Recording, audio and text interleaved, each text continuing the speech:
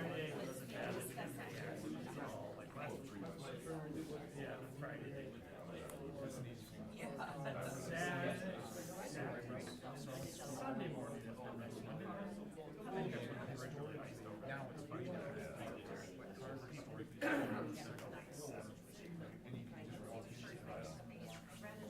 But snowfall on Friday was crazy. Snow like that this year.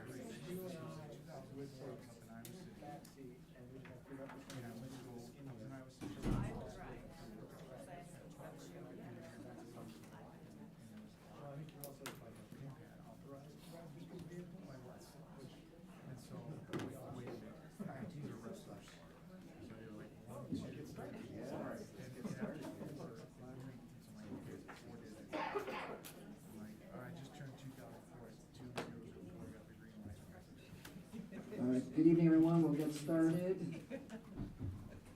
Thank you. We'll start with our public hearing.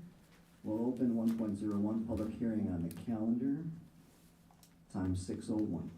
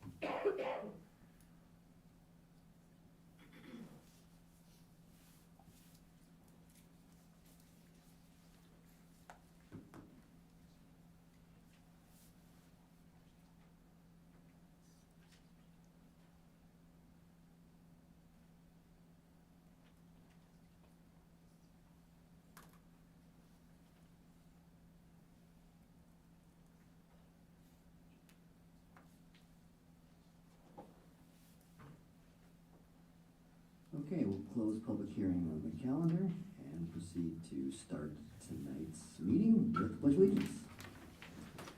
I pledge allegiance to the flag of the United States of America and to the republic for which it stands, one nation, under God, indivisible, with liberty and justice for all.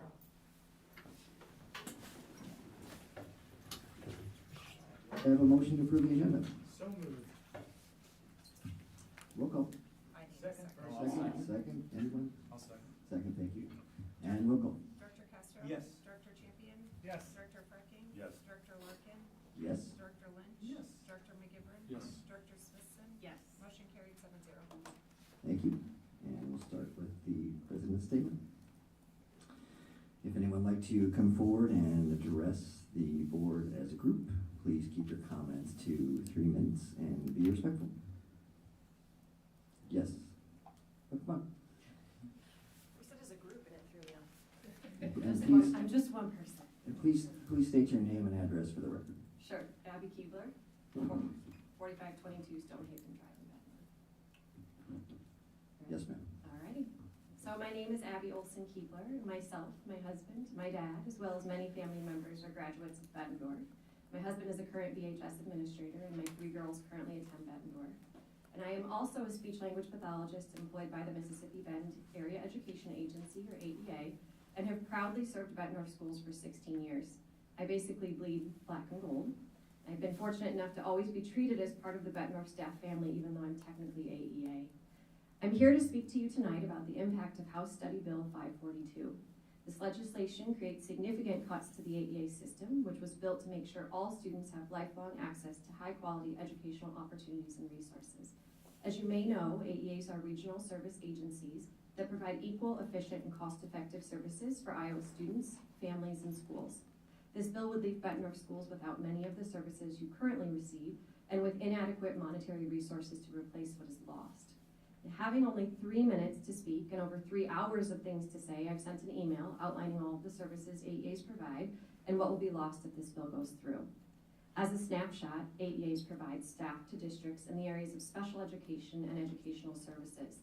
This includes therapists like myself, as well as consultants, school psychologists, social workers, administrator support, professional development, including the SDI work many of the Bettendorf staff are currently going through, media services, and so forth. In addition to the humans actively engaged with Bettendorf staff, the AEA offers classroom books and print materials through our media center and data management through our technology services. If House Study Bill 542 passes, AEAs would only be authorized to provide special education services, which drastically reduces the resources I just listed. So you may be asking, will Bettendorf receive funds from the state to compensate for these lost services? And the short answer is kind of. The bill allows Bettendorf to choose to remain with the AEA for special education services or opt out and receive added special education funding to replace those services alone. Due to the complexities of Iowa school funding and the large amount of special education staff the AEA currently provides, the money you get won't enable you to replace the services you currently have in special education. You would not receive new money to replace the educational consultants, media technology services, or any managerial services I described earlier. This would mean using the existing budget to hire private consultants for services you currently receive, media materials Bettendorf accesses, and professional development. This current money for these services would be returned to the general state of Iowa fund and not be given to the districts.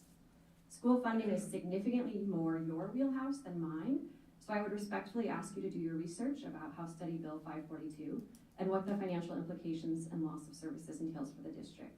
This bill is currently moving through the legislative process. I know Dr. Morse and her team are keeping well informed. And if you are so inclined, please reach out to our representatives to share your thoughts and concerns. I'm more than happy to answer any questions as you review the email I sent earlier this evening. Thank you. All right, thank you for that thorough input. Anyone else? All right, we'll move on to board shared communication. Let's start the other side. Director McGivern. All right. Good evening. Not much to report, just wanted to say thank you to, I got an opportunity to go to Neil Armstrong, but also to Mark Twain, which was really a very cool experience for someone like myself, being that was my elementary school, and it looked extremely different than what I remember, but it was really, really neat, and it was great to just to kind of spend time getting to know the kids and look forward to those opportunities. And but other than that, no, I think that's just surviving the cold with everybody else, and Godspeed to everybody braving those cold weathers out there. Thank you. All right, Director Smithson. I just want to echo what Mrs. Keebler said. I urge you to learn more about what this bill would mean to our district. We would be competing against other districts for people that we currently share with other districts. It would significantly impact many of the programs that we have in our buildings now. Things that students are able to use not just as special education but general education. In my librarian heart, I know that it will impact severely things like Battle of the Books and National History Day. It would decimate those programs if we were to lose those services through the AEA. So I just ask that the rest of the directors and our public reach out to our legislators and let them know how that would affect our district. Thank you. Director Champion. Couple things. Kurt, you back there? I just want to thank you please pass a thank you on to your staff. They had a long week last week. The sidewalks at all the buildings look amazing. I doubt they rested much this weekend. So, and it doesn't mean the rest of their job stuff doesn't keep piling up. So thank you to you and your staff for everything. There's a parent link meeting at Bettendorf Middle School this last week. I just encourage people with kids in that building to attend that. It's a great organization, and the leadership has done a lot to bring it back the last two years. And I also wanted to comment on the AEA, and Ms. Keebler said it better than I could. I would ask Mr. Castro, Mr. Larkin as board leadership to set this as an agenda item.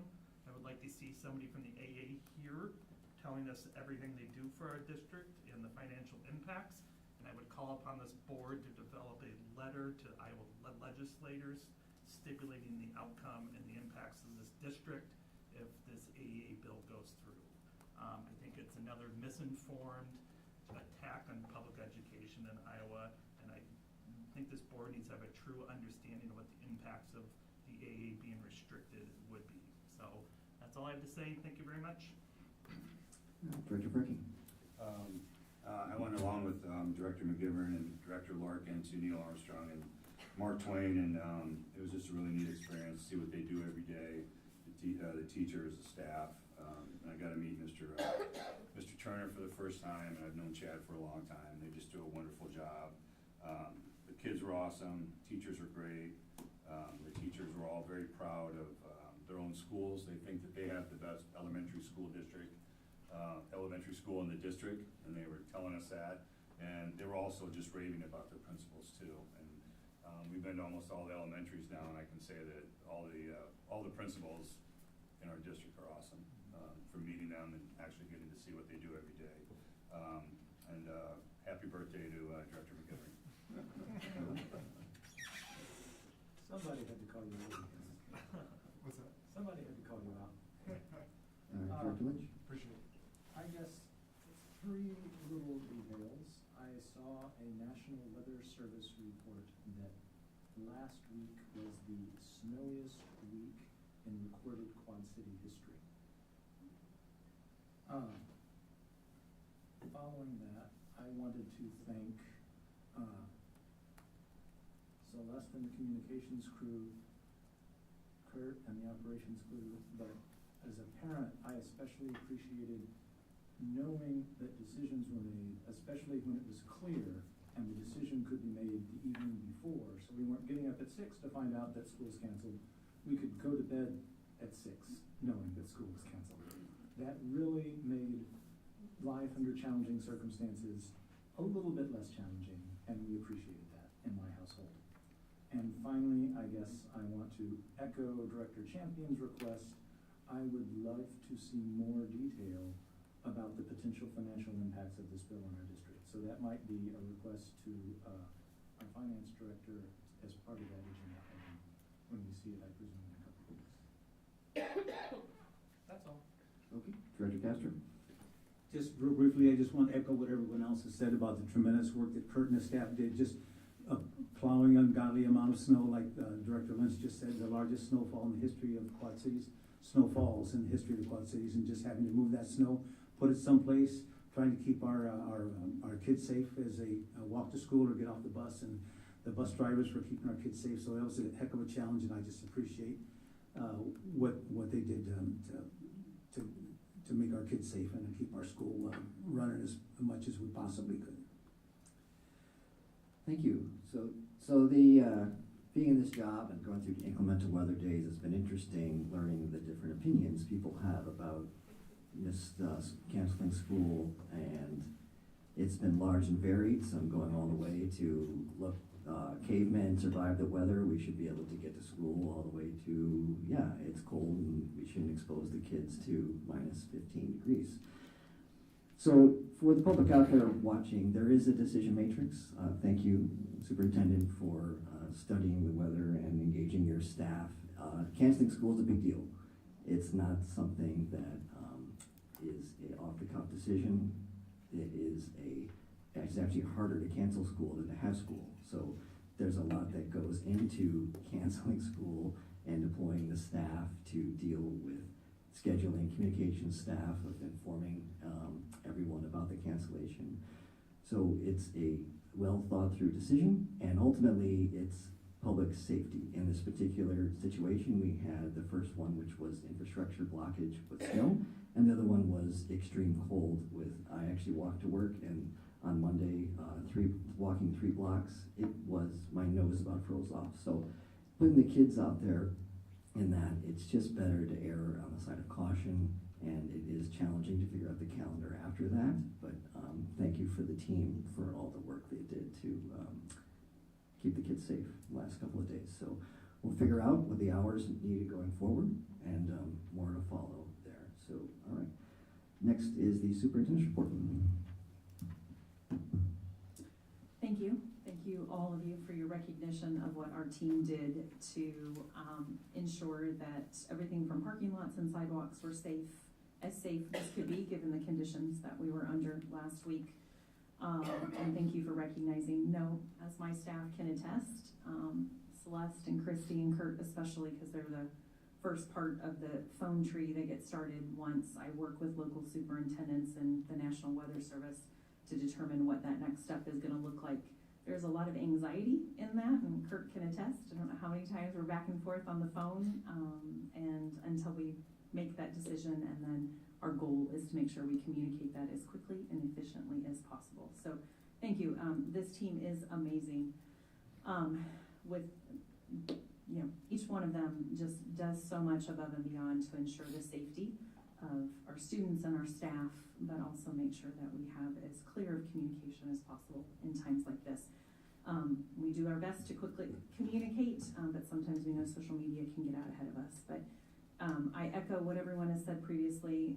Our Director of Operations, Mr. Pratt, and his maintenance operation team, they are outstanding. You know, watching them work, making sure that things, you know, are accessible so that we could have a youth wrestling tournament on Sunday. That didn't come after they had a lot of extra sleep, but they knew that was important to the community and wanted to make sure that we had that, and make sure that individuals who wanted to exercise their right to participate in the caucuses Monday night could also access our buildings.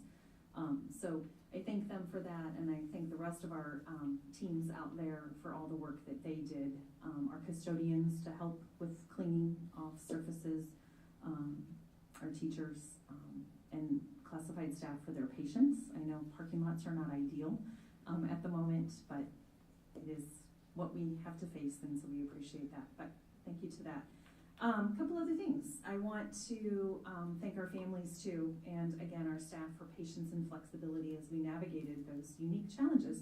That was the most snow I've seen since I've been back, and I will tell you, it was similar to the January of 1995, right before I left in October of that year, where I was on the Illinois side at the time, about as much snow, not quite, and lost power for 5 days, and temperatures were like what they were this past week. So I'm grateful maybe it'll only happen once every, 25, 30 years, and I don't have to face that again. I'm just kidding, but we'll see what comes about. But I want to seriously thank everybody for their patience and flexibility. I know it's not easy on our working parents when we have to call school, but to President Larkin's point, we want to make sure all kids arrive safely to school, and we know some of them have to walk or they stand at bus stops, and I'd hate for something to happen to one of our kids when we can be proactive. I want to give a shout out. You'll start seeing it as we're promoting our March 2nd STEAM Expo, but two of our art teachers, Megan Purcell and Chrissy Block, Megan's at Mark Twain, Chrissy is at Neil Armstrong. I know that cover other buildings too, and I'm blanking on where those are at, but they lent their creative expertise to design a new graphic for our upcoming STEAM Expo, and as you see that come out, know that those were two teachers in our district that lent their creativity and expertise, and we're very grateful for the time that they gave to develop that graphic and their advocacy to make sure the A for the arts was included this year. So we're very proud of the work that they did. Today, many of you got out ahead of me, Director Champion, Director Smithson, Director Lynch, but that's okay. I had the privilege to spend last night and part of today in Des Moines, meeting with respective lobbyists, but also our local legislators and even other legislators across the state, to talk about some of the new legislation that's out there and the bills that are, if they haven't been introduced, are going to be introduced. As Mrs. Keebler pointed out, the AEA bill has gained quite a bit of traction and energy. That was really our primary focus today. I intend to provide more information to you all at this table, and talking points that you can use as you meet with our local legislators. But I also had intended to put a standing legislative update agenda item on the board so that you all as a board team can have discussions around the legislation, ask questions, let us know what additional information you need. Happy to invite someone from the AEA. I know they are in a full speed mode right now, trying to support staff and the anxiety that comes with the potential cuts in the bill, but also make sure that our students continue to receive the high quality services that they deserve and are getting. And so other areas of topic that we talked about was, in addition in that bill is lumped in there the teacher salary increases and proposals. Some discussion around how do we parse those two bills out because they're very different and have their own uniquenesses. Some work around open enrollment and reinstating the deadline that used to be there. It's really challenging when there is no deadline, because one of the examples we gave today of a student that has exercised their right across the 4 local districts, ours, PV, North Scott, and Bettendorf,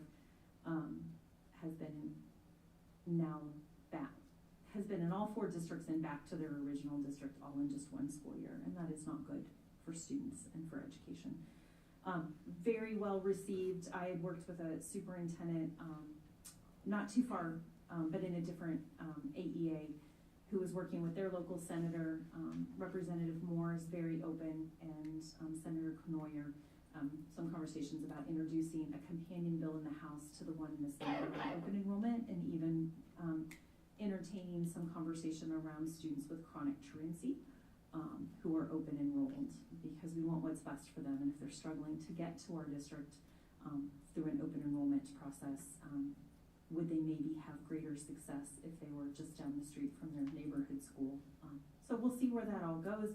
I've had the opportunity to work with different legislators to help co-write some of that, what could be bills that go through. So it's been exciting. I've learned a lot through that process. And so those are just some updates, but I will add a standing agenda item to our board meetings so we can have some discussion around this legislative session, and as that comes out. And so SSA will quickly become an area of topic around funding and what we see as we need. And then I did make a request of the AEA, the Mississippi Bend AEA individuals that were up with us in Des Moines today. In talking with some superintendents and other AEAs, they had been provided some pretty detailed information about who the staff was that served in their district. So let's use SLPs, having been one in training, and having quite a great one sitting out in front of us tonight. Like, let's say our FTE for SLPs, for speech language pathologists, is 4.0 out of the AEA. So with their total comp, what does that equate to in a dollar amount? And then all of the other staff that support our district, from social workers to administrative support, whatever that looks like, get a cost by category of employee. So we know the cost is this, and our funding that we receive that flows through to the AEA is this. And so as I had our Urban Education Network superintendent meeting, they called a special meeting on Friday so we could start talking about some of this. One district in their AEA had already received that information, and if they took those services in and hired those individuals, the additional funding they would need to provide the same level of support was almost $1.3 million. And so that's a lot of money. So that economy of scale, right, that the AEAs can offer, and I just think about the robust professional learning that they can offer districts where they pool their resources. That economy of scale comes in that we can take advantage of and learn also from our colleagues in other districts as well. So there's a lot to say about that. We will definitely get that on the agenda for next time, and we'll continue to provide you all information as I receive it to help you better understand what's in those proposed bills. So thank you for the opportunity to travel up there. A group of superintendents from our AEA went up last year.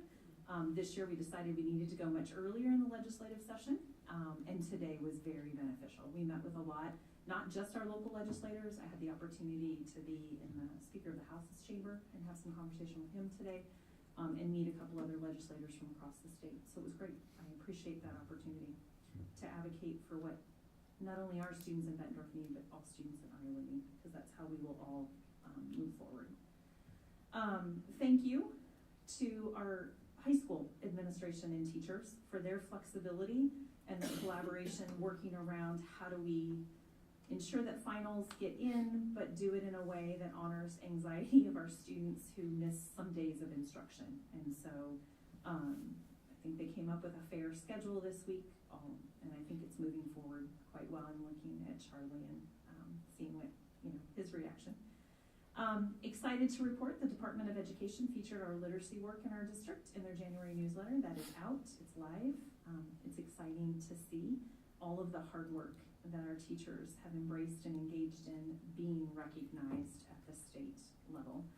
And then our coordinator of curriculum and instruction was just featured in a podcast called All Things Literacy.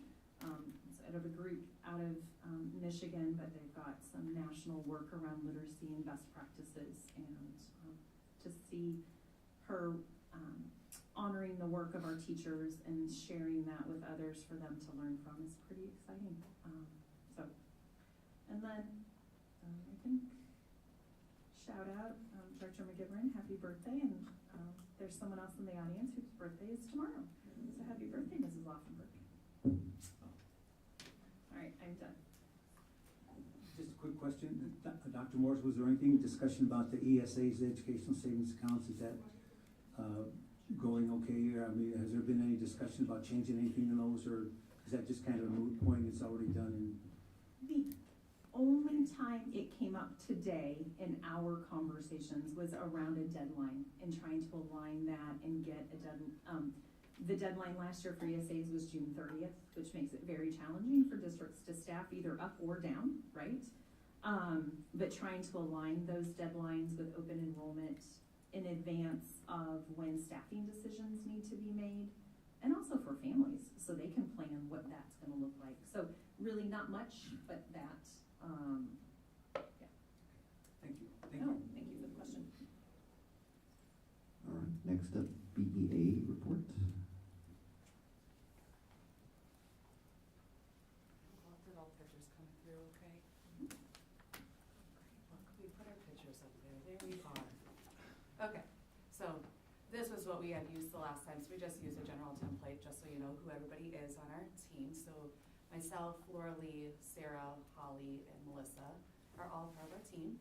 I am very thankful to be here this evening after a string of snow days and cold days. I know the routine was really welcomed, you know, after being off for a number of days, but we know that this decision, as we all heard, is not taken lightly. So we want to thank everybody that had a part in that decision making.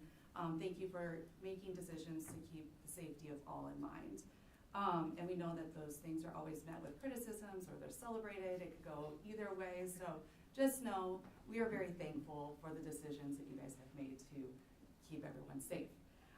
So up next is like I said before, we're gonna feature a school and our members within the school and celebrate, and Hoover did not disappoint. They had pictures on pictures. So I just wanted to share some of the things that our teachers are doing at the different levels. So on this first slide here, and you guys will be able to access this, oops, sorry, I talked with my hands. You guys will be able to access this through the website, but Mrs. Fleur Callahan sent some pictures of her kindergartners participating in different activities since the beginning of the year. Our second grade teacher, Mrs. Shepard, sent some pictures with the science curriculum of investigating seeds in the plants and animals unit that they were doing. Go to the next one. So first and fifth grade are reading buddies, and so this is Mrs. McKissick and Mrs. Lindeman, and some of their students participating in their reading buddies, and this is one that like the kids love. The fifth graders love that mentorship. The first graders love having somebody to look up to read with, and so it's a really great thing that they do. Next one. So this is our fourth grade team. This is mostly from my classroom, but we're all members, and so some of the pictures, and something that's unique about our classrooms and mine in particular, the Figgy donates their education units into my classroom if they're finished. So a number of years back, they had Max, where the wild things are, so I have quite a few of their exhibits in my room, as well as their expression units, and so there's a few of the fridges that all of us had at one point. And then our science units that we were doing with energy. I know one year we had Kurt come in, last year, right? He came in and talked to the students about solar energy and the different types of energies that our district used, so that was a really, really great opportunity. And then how we're using manipulatives during math, and so all fourth grade across the district uses those as well. And then the next one, we have our Mrs. Seibel, our librarian, with pictures of the various grade levels participating in hour of code, makerspace, and then some other opportunities that she does in her room. So that's Hoover, just some of the snippets that we have going on in our building. We have had our meeting earlier this month, and just a reminder that during our BEA meetings, our association reps come together to discuss building celebrations, concerns, as well as any actual items discussed during their administrator rep meetings or during their building meetings. So there's things that we continue to discuss that remain solution focused, such as long-term solutions for the ongoing sub shortage, not just as classroom teachers, but with paras and other positions within the district. Continue conversations regarding the current vacancies and needs and help needed within each building. ELL and SPED support, as well as us reminding our members to ensure that they're following the proper chain of command. And by doing this, we would like to celebrate that and recognize the relationship that has been built between our building reps and our administrators. During our BEA meetings, we don't want anyone to think this is a time where people come and gripe. It's, you have a grievance, we'll talk about it. But a lot of these is becoming less and less. We're not hearing a lot. There's been a lot more celebration. And I feel that that's in part of collaborative, solution focused, and agenda driven meetings that are happening monthly. So we appreciate that collaboration. Looking ahead, members of our BEA, Melissa Randall will be meeting with her special ed team with Mrs. Allison to discuss some special ed and collaboration and conversations, as well as with our ELL population and support. And then as a BEA, we are organizing our specials committee at the elementary level with our BEA members. And then we were unable, because of the snow, to meet for a roundtable, so we're working on getting that rescheduled. And due to that, we have not been able to set up our negotiations or kind of get that timeline. So as soon as we do, we will let you guys know. But our team is essentially set, and we're working on our research and getting things together.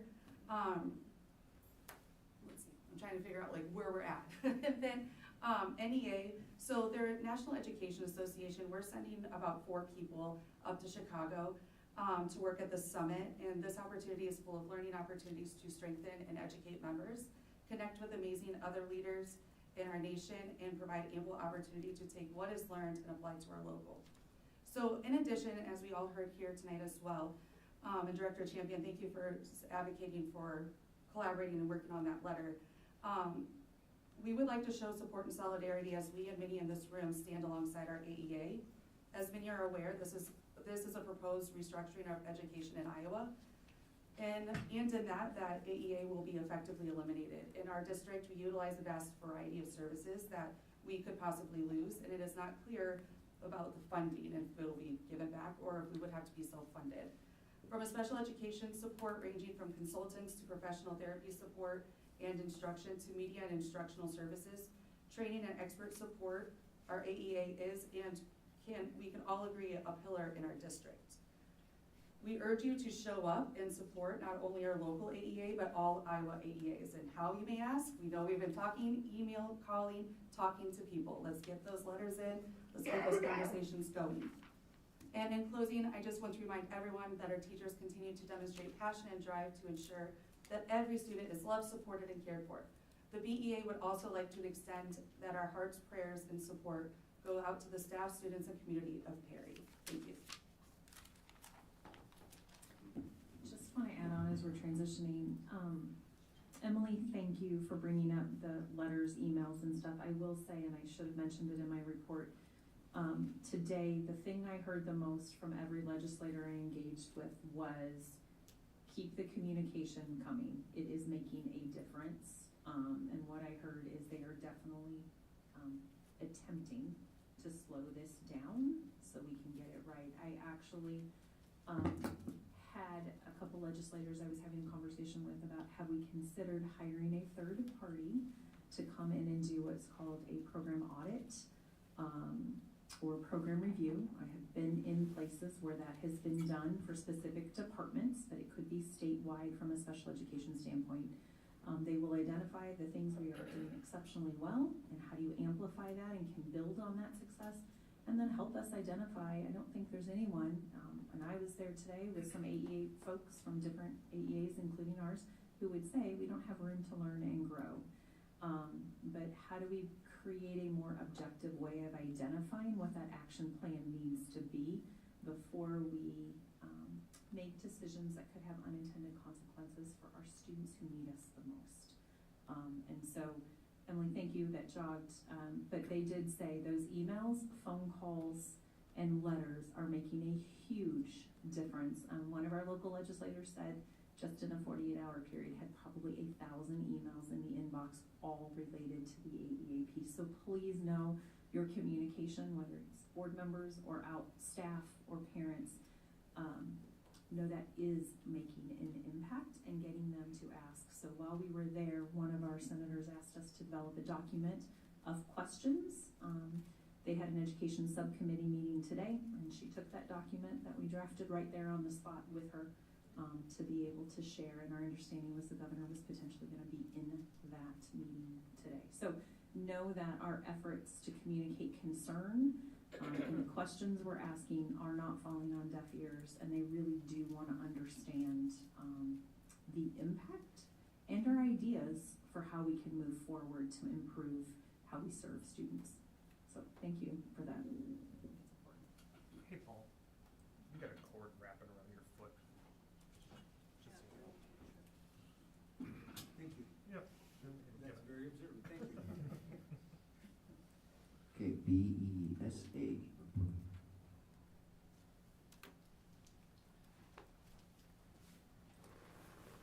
Good evening. It was so nice to welcome our staff and students back to the buildings today after what has felt like forever. Hopefully Mother Nature calms down and we can get through the second semester without any other weather issues. I want to pile on with everyone else and give a huge shout out to Kurt Pratt and the entire operations team for the amazing job they've done getting the buildings ready for everyone to come back today. They spent hours upon hours moving snow, and for those of us that worked on the closure days, we were very blessed to come in and be able to park and get to the buildings without incident.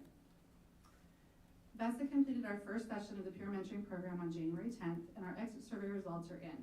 Many paras felt the information they received during the refreshers for seasoned paras was beneficial, but many wanted more in-depth information regarding various topics and situations they encountered in the classroom. We will meet with Central Ivy during our next roundtable on February 12th to work on trying to mesh the feedback from the survey into potential professional development opportunities for our paras. Our new paras will get a little more in-depth, individualized discussion time during the remainder of the school year. Overall, we feel the program is off to a good start, but as with any new project, we have several things we would like to tweak over the summer before we meet with our elementary groups next year. Our paraeducators will be participating in a professional development opportunity on the morning of January 19th, with the exception of BHS paras who will be on the BHS final schedule with our students. They will be completing a module from the Scanlon Center for School Mental Health Professional Development Series. The module, titled Identifying Our 8 Dimensions of Wellness and Creating a System of Support, was highly recommended by our paraeducators school mental health training fellowship grant recipients, Sam Farah, Melissa Hart, Deborah Oliveira, and Kathleen Van Horn. This team will also be out in the buildings Friday morning helping to facilitate the session and answer questions. I do want to do a couple of staff shout outs, and I'd also like to take a moment to thank our building administrators for taking the time to celebrate the secretaries and paraeducators in their buildings. Alan Hartley from BMS would like to recognize paraeducator Melissa Hart. Melissa stepped up this year and has really helped lead the support staff at BMS. She helped put a schedule together and think critically about new ways to do old things. She truly goes above and beyond the job to make sure BMS is getting the best. Heather Bett from Paul Norton would like to recognize paraeducator Owen Schmidt. Owen is consistently willing to help wherever he's needed. He's always positive even when students are having a rough day. Owen works with some tough students and is always calm, cool, and collected even when students are escalated and upset. Owen does a great job of building relationships with students and keying in on their needs. He's also a great team member to collaborate with and bounce ideas off. Paul Norton is very lucky to have him. Jill Breslin from Grant Wood would like to recognize paraeducator Angie McDaniel. Angie is an amazing paraeducator. I don't believe there's a student at Grant Wood that she doesn't know the name of. She treats our 400+ students as her own, teaching them life skills such as conflict resolution on the playground, helping them find the right fit books in the library, and lending an empathetic ear when needed. Angie is one of a kind, and I'm honored to have her as part of the Grant Wood staff. Thank you.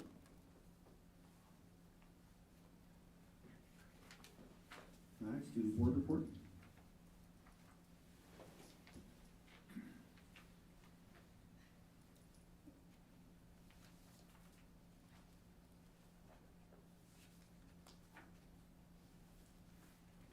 directors.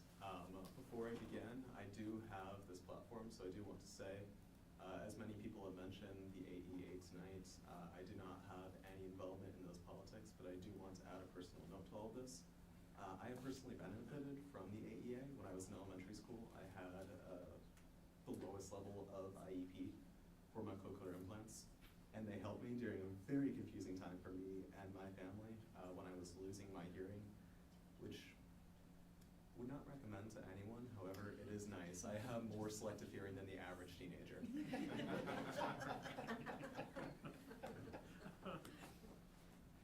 That out of the way, I would like to say these snow days have also been a boon. They have caused a little bit of anxiety. Yes, we still have finals, but I know a lot of students have appreciated the time to be able to sit back and maybe do the reviewing that they should have done a little while ago, maybe over winter break. But because I'm a senior, if there are any makeup days, I will happily be away after having graduated. Now, moving on to the actual student council stuff going on. We have had 2 weeks of winter break, and then both of our past Tuesdays have been canceled. Tuesdays happen to be the day where our student council meets in the morning in this room, and unfortunately, we have not been able to meet because of those days. However, I do have a couple of updates for you. For those of you who will be going to the Tuesday basketball game, Bett North versus PV, I believe it's here, the freshman class will be hosting a silent auction in order to fundraise money for the council. Additionally, the senior class is hosting a powder buff. This is a play on powder puff, and what it is it will be boys volleyball playing to fundraise also for the student council. These funds in particular will go to the senior class prom this May. Next, we've had dance marathon updates. So we've had one committee working on Penny Wars. As I informed last time I was here, I believe in December, almost a month ago now. Penny Wars has been out in the hallway during passing periods. Lots of students have donated. Again, this is the fundraiser where all the classes will compete against each other to donate into their own bin with pennies, and that will increase their total while subtracting from other classes' totals by donating dollars or other denominations of change. We've also had a Battle of the Bands planned for mid-March by our Dance Marathon Committee. This, in partnership with Quad City Rock, will be an initiative in order to both fundraise money and provide a fun opportunity for our students involved in the music programs here at VHS to compete against each other and have some fun. Next, I have one more thing to mention.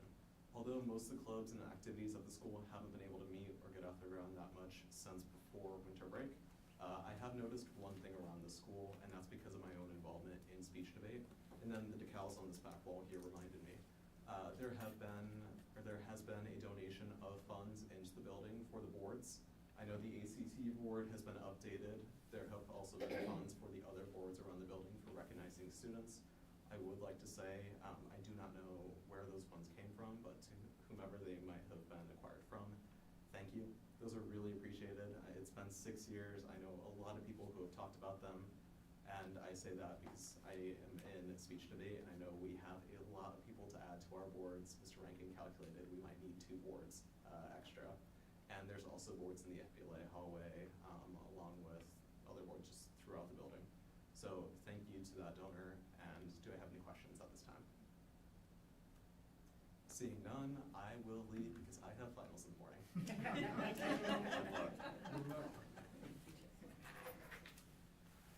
All right, now we have some recognitions.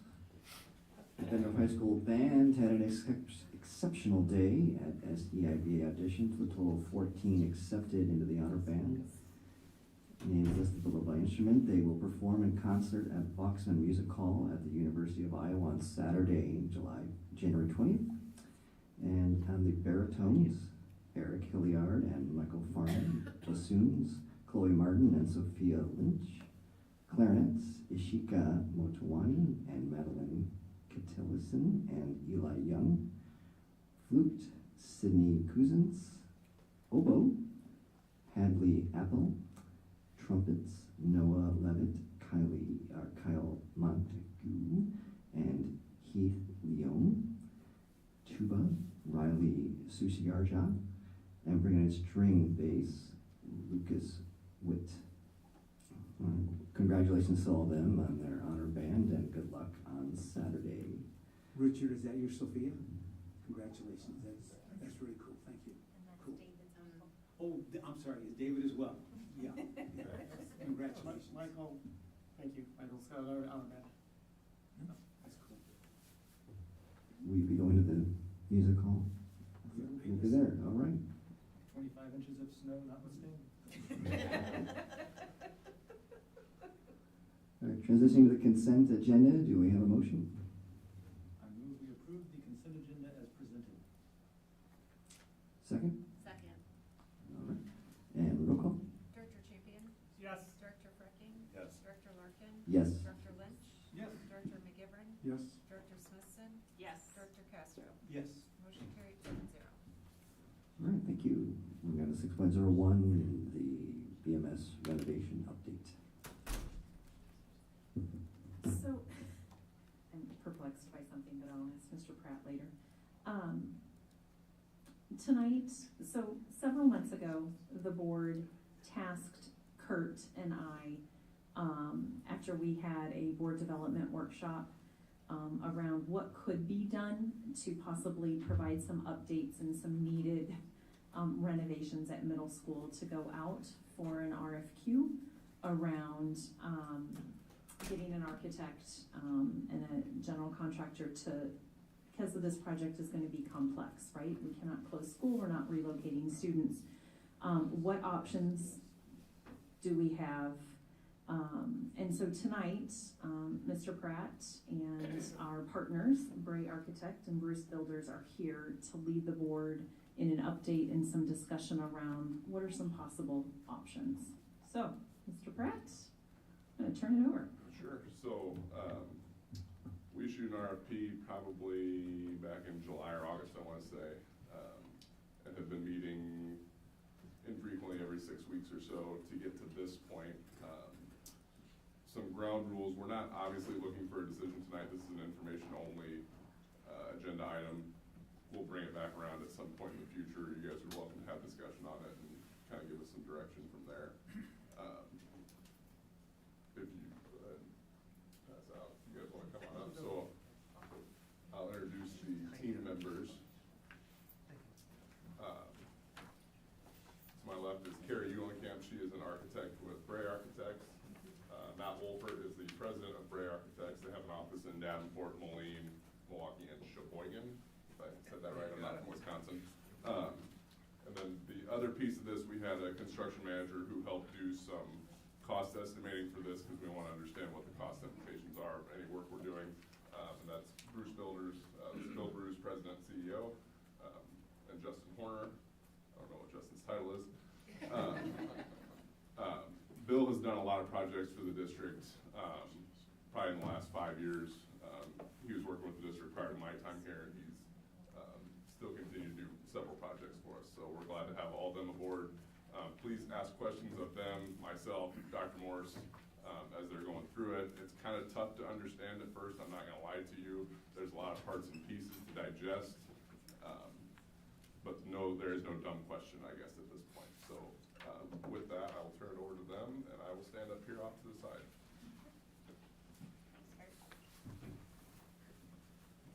Okay, so the last couple months, we have been tasked with studying the middle school, and what we're being asked to do is no small task. Obviously, what you can see in teal up there on the first slide is the program that needs to go away eventually. That is the area that we would like to remove. It's in the middle of the building. We continued over the time, various architects and community members and whoever else to continue to build around it, and now we need to really figure out how to remove it from the middle. So the area to be removed is about 60,000 square feet and 3 courtyards. The quantities of classrooms is something to focus on. We just tried to do 1-for-1 right now. But when we say 1-for-1, the existing and the new are not exactly the same. A lot of the existing is undersized for what you would want as a new. So you will see that while this is the existing area, a lot of the new area is larger than that, and that's really going from a classroom that is maybe 700 square feet to an over 900 square foot classroom. That slowly adds up. The other thing to consider is that one of the key components in the area is that the boiler and electrical rooms are included in this area. So that's one of the first considerations in all of the schemes is where do we move that to, or how do we keep that operational so that you can continue to use the areas that are not being removed. And just how do we reroute that, how do, those kind of considerations. The other parts is to consider as you're removing parts of the middle of the building, how do you get to the gymnasium or the cafeteria or that connection piece? And so we don't have all of it figured out, but just know that those were a lot of considerations that we took into account when doing this. So we've got 3 options for you tonight. These are not the only options we came up with. We've digested and thrown away quite a few because we kept running into a hiccup that just didn't make sense and we weren't comfortable with it, and so we would not want to present those to you. So option A, Celeste. This one is going, so as you can see, there are phases up at the top, and so every single one has a demolition and then a new plan. It is hard to follow, so again, as Kurt said, there's not a dumb question. You could look at these for a week and probably still have a mountain of questions. Some of the things to also keep in mind is that when it says a classroom is here, this is very preliminary, and so our goal is to get the right amount of quantities, not focus on exactly where the art room is located or exactly, some of those key components, because we'll be developing these plans a lot farther as we go along.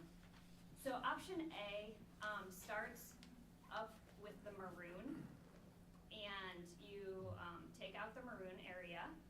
So you can see that is a large quantity of classrooms, and you start to put in a 2-story addition in that area. This maintains some of the major hallways so that you're keeping that cross pattern and you can be able to get around, but that does take a large chunk out of the building to begin with. Phase 2, once that is complete and people can move into those classrooms, then goes into the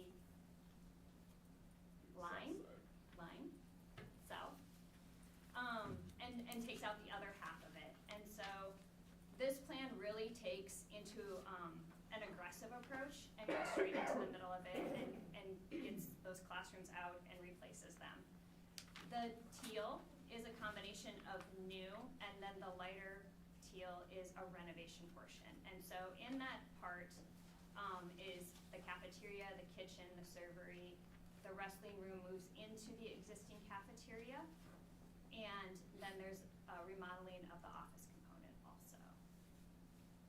And so each of those phases has a cost associated with it. You can see those listed below. Now that is including, we're trying to be holistic and include soft costs and everything within those. Are there questions on option A? And is there anything you guys want to add? Can you just touch on what we've kind of assumed is it the ability to lose 12-ish classrooms in a first phase we can absorb for the board? Yeah, so that is the assumption that we've kind of talked through with the district is, hopefully we can absorb and take away about 12 classrooms. There are some classrooms within the building that could be utilized in a way by shifting some people around, trying to make some extra space. But we're not sure if we go above that number, there might have to be other accommodations for that. And so that's really also how we came to figuring out how much to take out. Just a quick question. You said in phase 1, that part would be a 2-story? Correct. So you can see there's a 1-story portion and then over top of it, we're kind of showing right above that, the 2nd story. And so the whole middle part is a 2-story building. So would, Do we need an elevator? so would phase 2 also be a 2-story? Yes, it is. So both parts would be 2-story? Okay. Yes. All right. So you've got an elevator, you've got multiple stairs through that. It's one of the easiest ways to get the most amount of classrooms back into the middle in the smallest square foot and still we're maintaining a lot of courtyards so that you get light into all of those classrooms. It would be pretty dark if we holistically went back in with all classrooms. You talked about losing 12 classrooms. It wasn't clear to me if that would be during the phased construction construction and they would all come back? Do we end up with the same number of classrooms that we started with? Or do we have any shrinkage because of the increase in square footage? So while you're in construction, you will lose those classrooms. Once phase 1 is done, you will be gaining 16 classrooms versus losing 12. And so then that hopefully dominoes where you can start to do phase 2 and lose more classrooms, but you're gaining more, and you're also being able to use the ones that you're reusing right now. In total, on the first page, you'll see we're targeting 34 classrooms when done. So that's the number we applied to all the options to try to keep these as apples to apples as possible when we're looking at budgets. I think Carrie made a great point regarding the courtyards. It's also not realistic to construct these without those courtyards, correct? We have to be able to build within the footprint of your building, and we need space for that to occur. So the courtyards really do serve two purposes. They make it able to be built, pretty important, but also then provides that access to natural light that isn't present in some of the denser areas of the school now. Another detail that I'm interested in, how do the dimensions of the hallways change? Yeah, we've assumed 12-foot minimum corridors right now, and the real key is whether we put lockers on both sides of those hallways, whether we put lockers on one side, so it actually is an effectively 11-foot to 10-foot corridor. And I'll also see as you get to a second floor, you think about there's just going to be less students relying on those corridors, right, other than those that are coming and going. You can see multiple stairs, very intentional, not only to support the phasing, but knowing that we need to give middle school students options and choice as to how they move through the building. So those final details will all be worked out. I believe we've assumed 12-foot corridors for now. I think the height is also something to note. So if you walk in through the existing middle school, the height really does matter of the ceiling. And so building new, we're going to get a lot more floor height, and it's going to feel much more spacious because you're not so condensed. Do you know what the current width of the hallways is? Oh, I bet A hall and C hall are no more than 6 foot probably. It does vary across the building. Yeah. I would ask our administration to maybe do some surveying and real consideration about size of lockers and how lockers are even being utilized. As after COVID, there's been a lot of change in that, where students are carrying backpacks and most of them don't use a lot of locker space. I know that in some of the newer buildings that I've been in, the lockers are half size, and they're plenty for even high school students. So I think that could be something that we should definitely consider. It's a trending question at most middle schools right now. Do you put them back in or do you not? Yep. And obviously, as Kurt and I opened, this is just really a first blush at possibilities, right? This is a very complex project. In order to keep learning going, none of this will be without pain, right? The expression, no pain, no gain. And so our goal, and Kurt and I sent some communication to BMS staff today, letting them know that the first blush of just some possibilities, we're coming back to the board tonight, and as we get more refined direction about next steps, just as we have with other projects, we will seek input from stakeholders. So please note, absolutely, that part is in there, but I appreciate the piece about the lockers as we are continuing to explore some possibilities at high school with some summer work and reducing some lockers. So thank you for that. But yeah, just keep in mind, this is really truly a first blush at what can be done to improve the middle school within a tight budget, but also while keeping people safe and learning going while the work's being done. What's the, sorry. Oh, He's been having his hand up for a No, while. no, I appreciate, looking at these three options, and it sounds like you guys have already done a lot of process of elimination as to what's feasible and what's good, and appreciate that comment. So I know this is just kind of a first pass. I was just curious, is there kind of have you guys looked at, for instance, these three options, kind of like a list of, here's all the pros as we see them, and then here's all the cons as we see them, kind of a summary level? I mean, I'm sure that may be coming, but that would be nice or beneficial just to kind of summarize for our own understanding so that we can kind of start to compare to for consideration. Yeah, I think we've had a lot of conversations where we've documented those to date, we kind of quickly ruled out, as Carrie said, some options that just didn't make sense from a phasing perspective or from a final organizational perspective. I think the educational lens may have a different opinion on what the right solution is. The CM probably has a different opinion on what's the easiest or most effective to build. So we'll bring you some of that analysis as we move forward. Information for consideration. Great request. Yep. Absolutely. Awesome. Thank you. I know it's a rough draft, but like, what would the timeline be, start to finish? That's at the That's end the of last time. Oh, okay. And I will also say, just Okay. that as we're getting started, I can promise you, whichever option goes ahead, it won't phase exactly like this.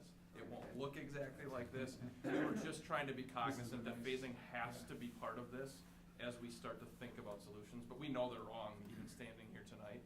And that's what that year plus worth of design and engineering is really about, is getting that right. Best laid plans. But just to quick and dirty, to follow up on that question, we're talking probably a school year per phase, I presume? Yeah, we were really looking at That's a whole basically schedule on the last slide.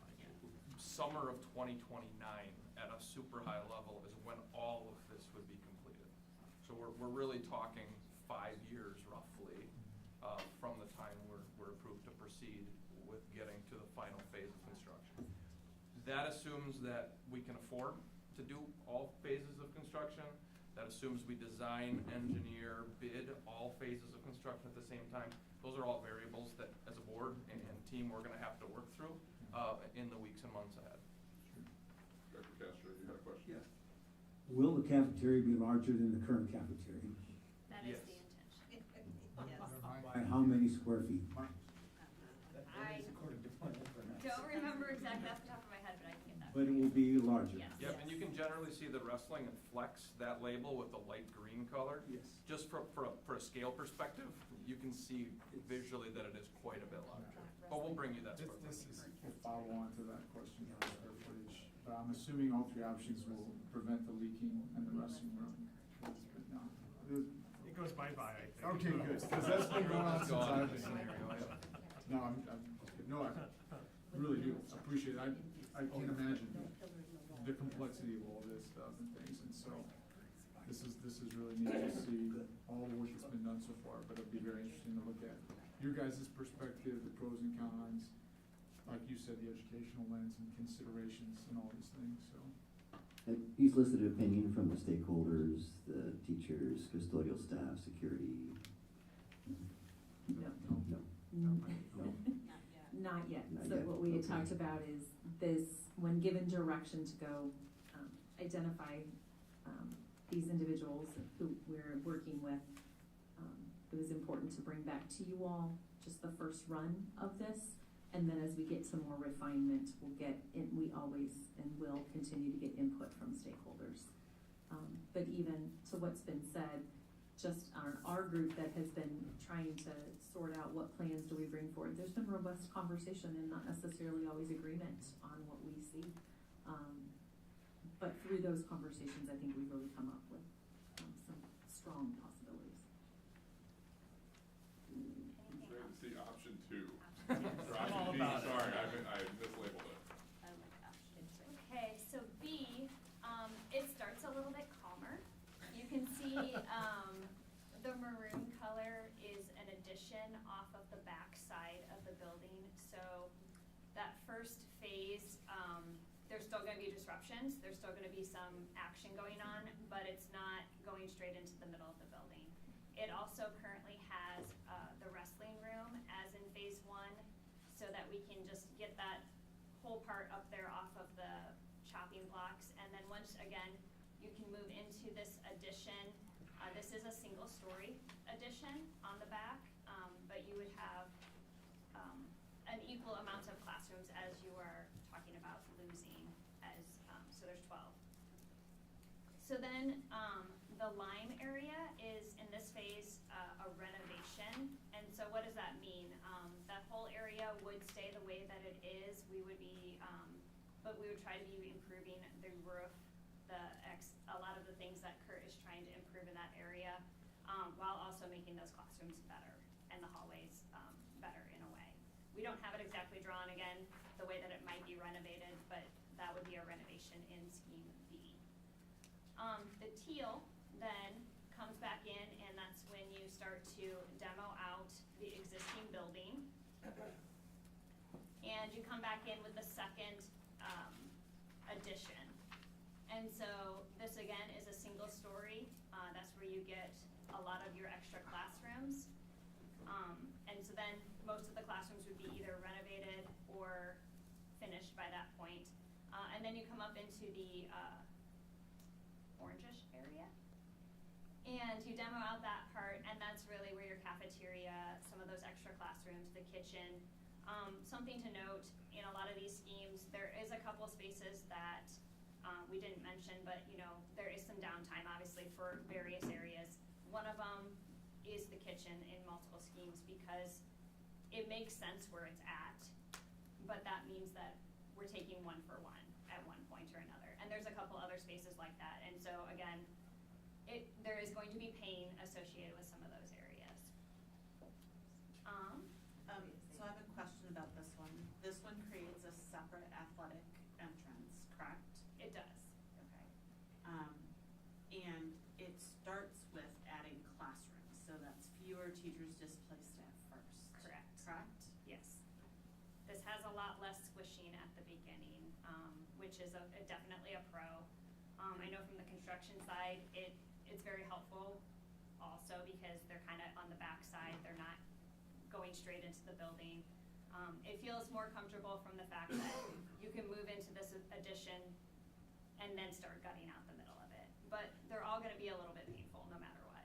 This one also keeps the wrestling over by the rest of the athletics, It does. correct? Where the others do not. Something to also keep in mind, architecture is mix and match. So if you love something in one of these schemes, it doesn't mean that you can't mix and match. That's something to always just keep in mind, is that we've tried to show different options on different schemes very intentionally because we know that sometimes something makes more sense one area between option A and option B. This wrestling room is more expensive because it's not in an existing building part that we're renovating. It's a brand new part of the building. This one would also then eat up some of that green space and the bus turnaround completely, correct? Yes. This one takes that bus, do the others take the bus turnaround? No. It would renovate The it. bus turnaround is right here. Okay, I just want, because at first. This would infringe on parking up that way, that would Okay. have to be modified, The but, loop, right? yeah. Okay, I just want to make sure. Yeah. It's a But modification. day to day at this building, we have plenty of parking for staff. I noticed that the storm shelter footprint is located differently on these first two plans. Could you tell us what that is?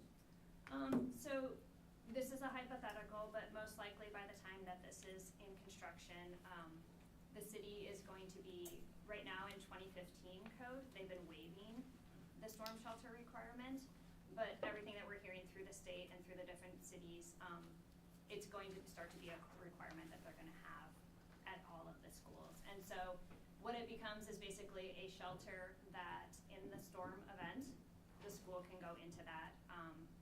We haven't sized it exactly to know if it's sized adequately or not, but in general, the hope would be that that would be your storm shelter and there would be bathrooms and facilities, and it's built to a certain standard. And that is a code requirement. Why they're located in different parts for each of the schemes is really just, again, us trying to figure out what makes the most sense. A lot of times the wrestling rooms or gymnasiums make the most sense because they have the least amount of windows. They're easier to build with the construction style that is required. And so ideally we would be putting them on something like that most of the time.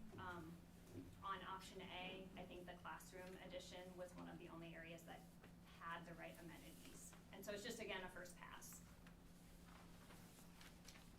Anything else on option B? And then option C, this again this goes a different way. So we're starting on the south instead of the north, just to see again, is there better access in different ways to do it? And this is a lot of the construction conversations, was trying to figure out the sequencing of these. And so the maroon is the first phase, and it takes out the south chunk of the building, and then comes back in with a 2-story addition with classrooms. same concept as all the other ones. We're trying to just take out the amount of classrooms that we're hoping to replace or gain once we're done. So this one is very similar to A, where you're going to have to relocate classrooms during that first phase. And then during phase 2, that goes into the middle of the building. This is a little bit complex, and so that's why we're taking the wrestling all the way up to the north part in the demolition. Because again, we're gonna have to maintain access for the contractors to be able to get into the middle. One of the nice parts about this is that it leaves the boiler room intact, but then we can move the boiler and electrical room in phase 1 and be able to phase that out correctly so that we're maintaining service again. The middle part gets the classrooms the same way, and then the cafeteria gets built last in this. This one also shows the wrestling as a renovation of the cafeteria. But again, these can be mix and match as needed.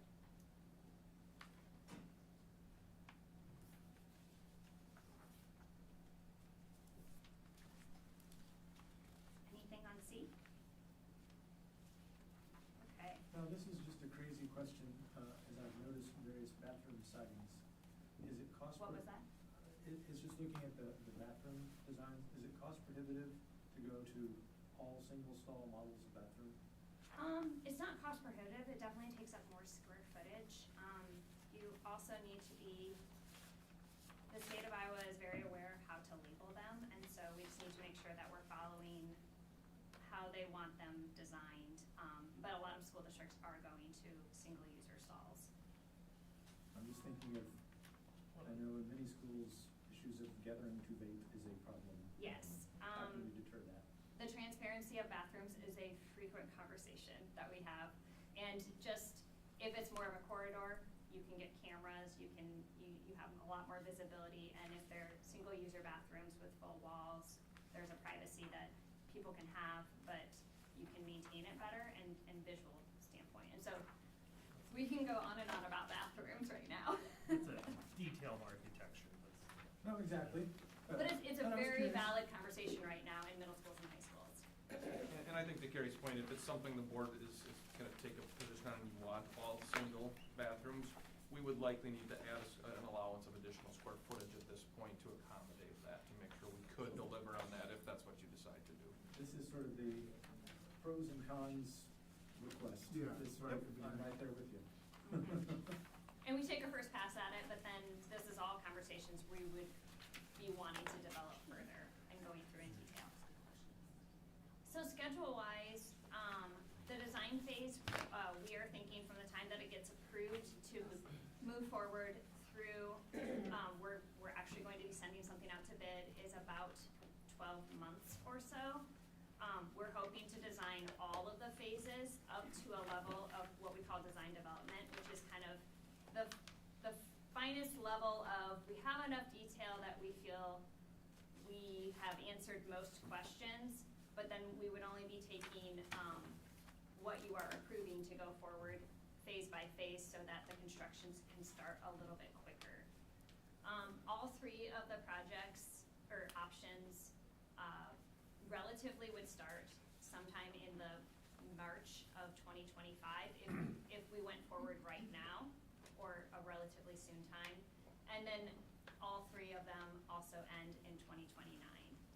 Like Matt said, there's a lot of fluctuation in there, and it all depends upon, when you feel you want to move forward with something, what do you feel you want to move forward with, and so this is just the first pass.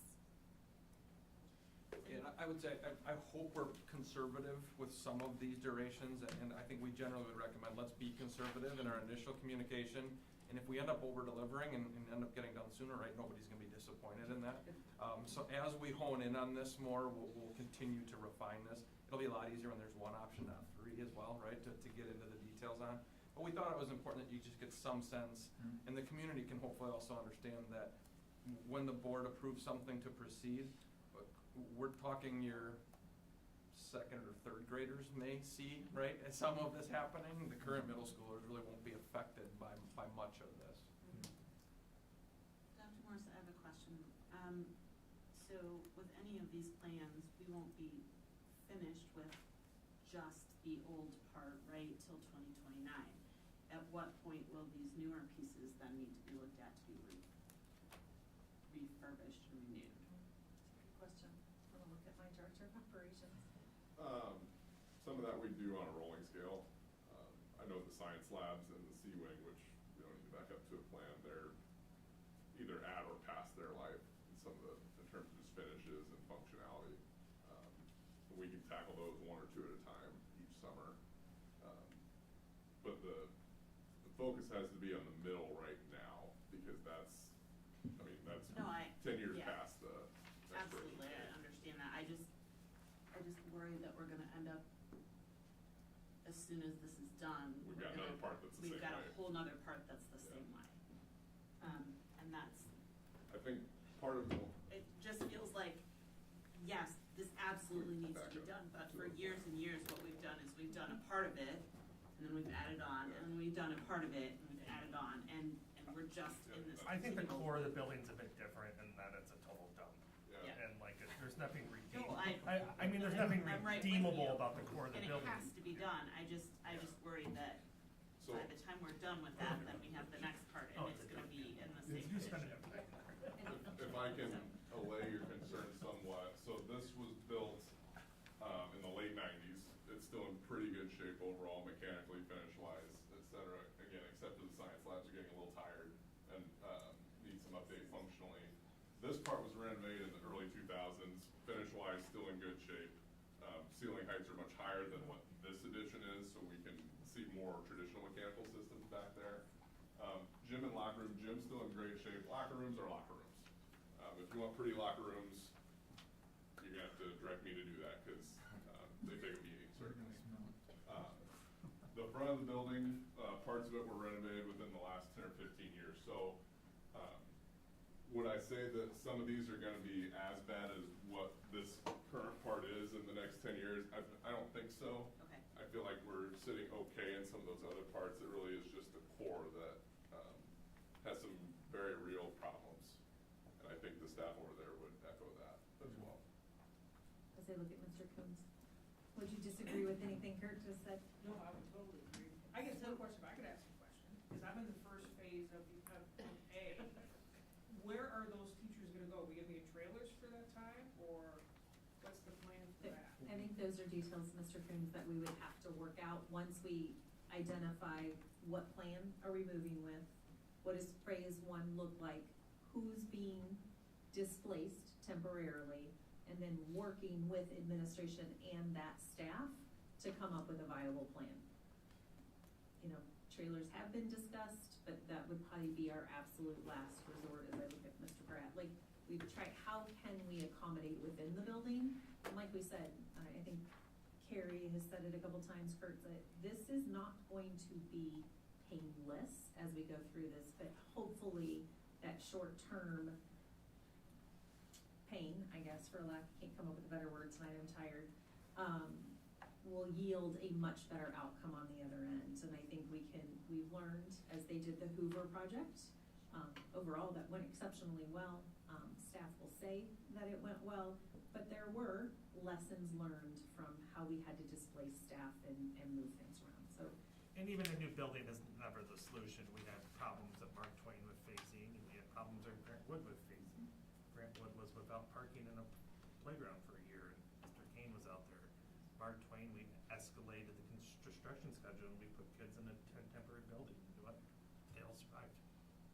So I think we'll work through those details, but we won't work through them in isolation. We'll work through with staff and administration, the board, and the team that we've been working with to make sure we can anticipate as many challenges as we can to come up with temporary solutions, and then as hiccups come along the way, we'll make sure we're able to pivot and adapt so that there's not as much disruption and that learning can go on. We generally find staff, this is difficult on staff. It's hard. Students think it's fun. I mean, something's always changing, something's new, there's loud noises, big trucks, I mean, they find it interesting. And so we'll do our best to minimize the impact on both, but it's not gonna be easy for staff, there's no doubt about it.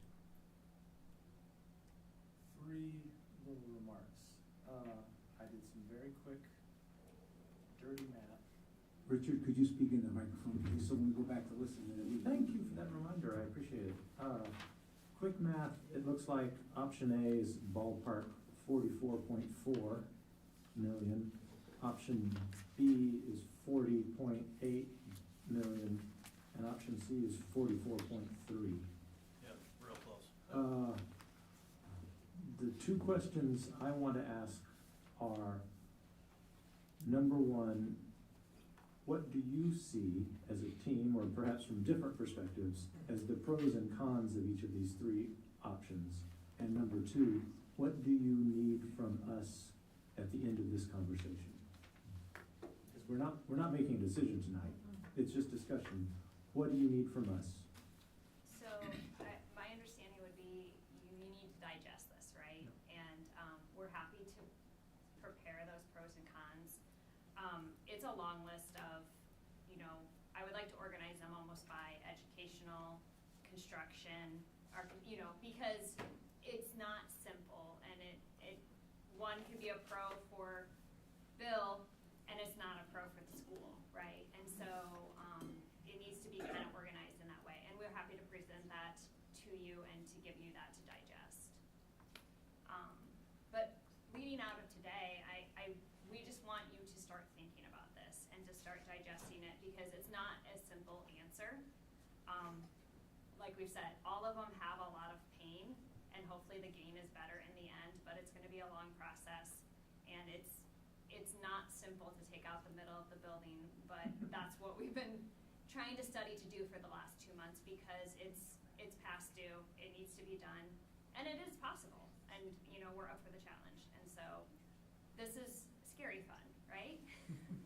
I think we're generally gonna want in the months ahead is kind of direction of which of these, and Kurt, jump in if you disagree, which of these options you're leaning towards. As a group, so that we can start to answer more of the detailed questions. We will work on that pro-con list for you, and get that back to you as well. Because as I said before, I think Bill and Justin have a different opinion on option B. It's easy to build. I think maybe we gravitate, I'm just saying this for myself, I may gravitate to one that creates a little more density with multi-stories. This building has been added on and sprawled, and maybe educationally we get everybody closer, they're moving vertically instead of across the school. So we'll build that for you, and then hopefully you'll add to that pro-con list as a group as we work through this. So can I ask that, like, when you bring the pro-con, that you talk about, like, so I know that you talked about the classrooms being bigger, but like, how much bigger is the cafeteria in each of them? I noticed we have a huge wrestling room. I don't know any other middle school that has that big of a wrestling room.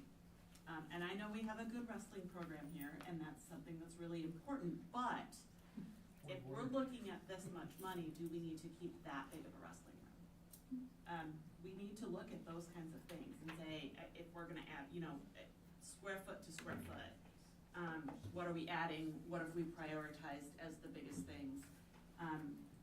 Those kinds of things are things that I would be very interested in. Okay, just in the interest of time here.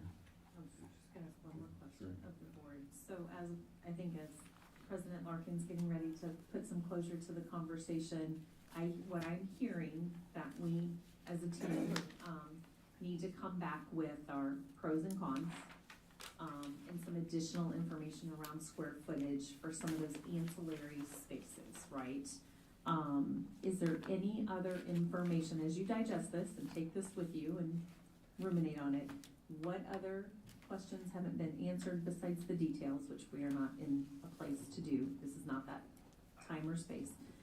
What other information, so we can come back with that pro and con list and try to get to a place where we've narrowed the direction down? Funding would be of interest for me. Ditto. The income matching the outflows. How It's we're a gonna pay minor for this? detail.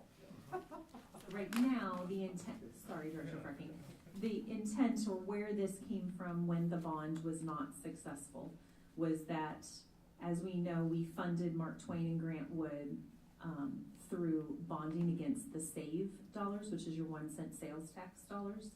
So as of 2024, some of that bonding capacity opens up as some of those bonds sunset, and then by 2029, It is our understanding, we're still trying to get definitive clarity from the finance group that we work with in the state.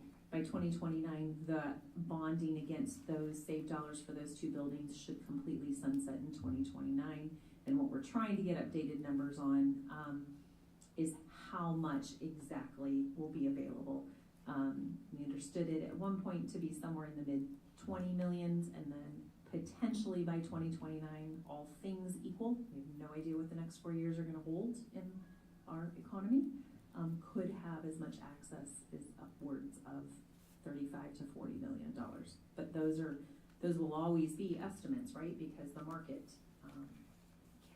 can do weird things from a finance standpoint. So we can definitely have some of that information in more detail for you. We're working through that, and Bob, Kurt, and I have been working through that for the last, since before winter break.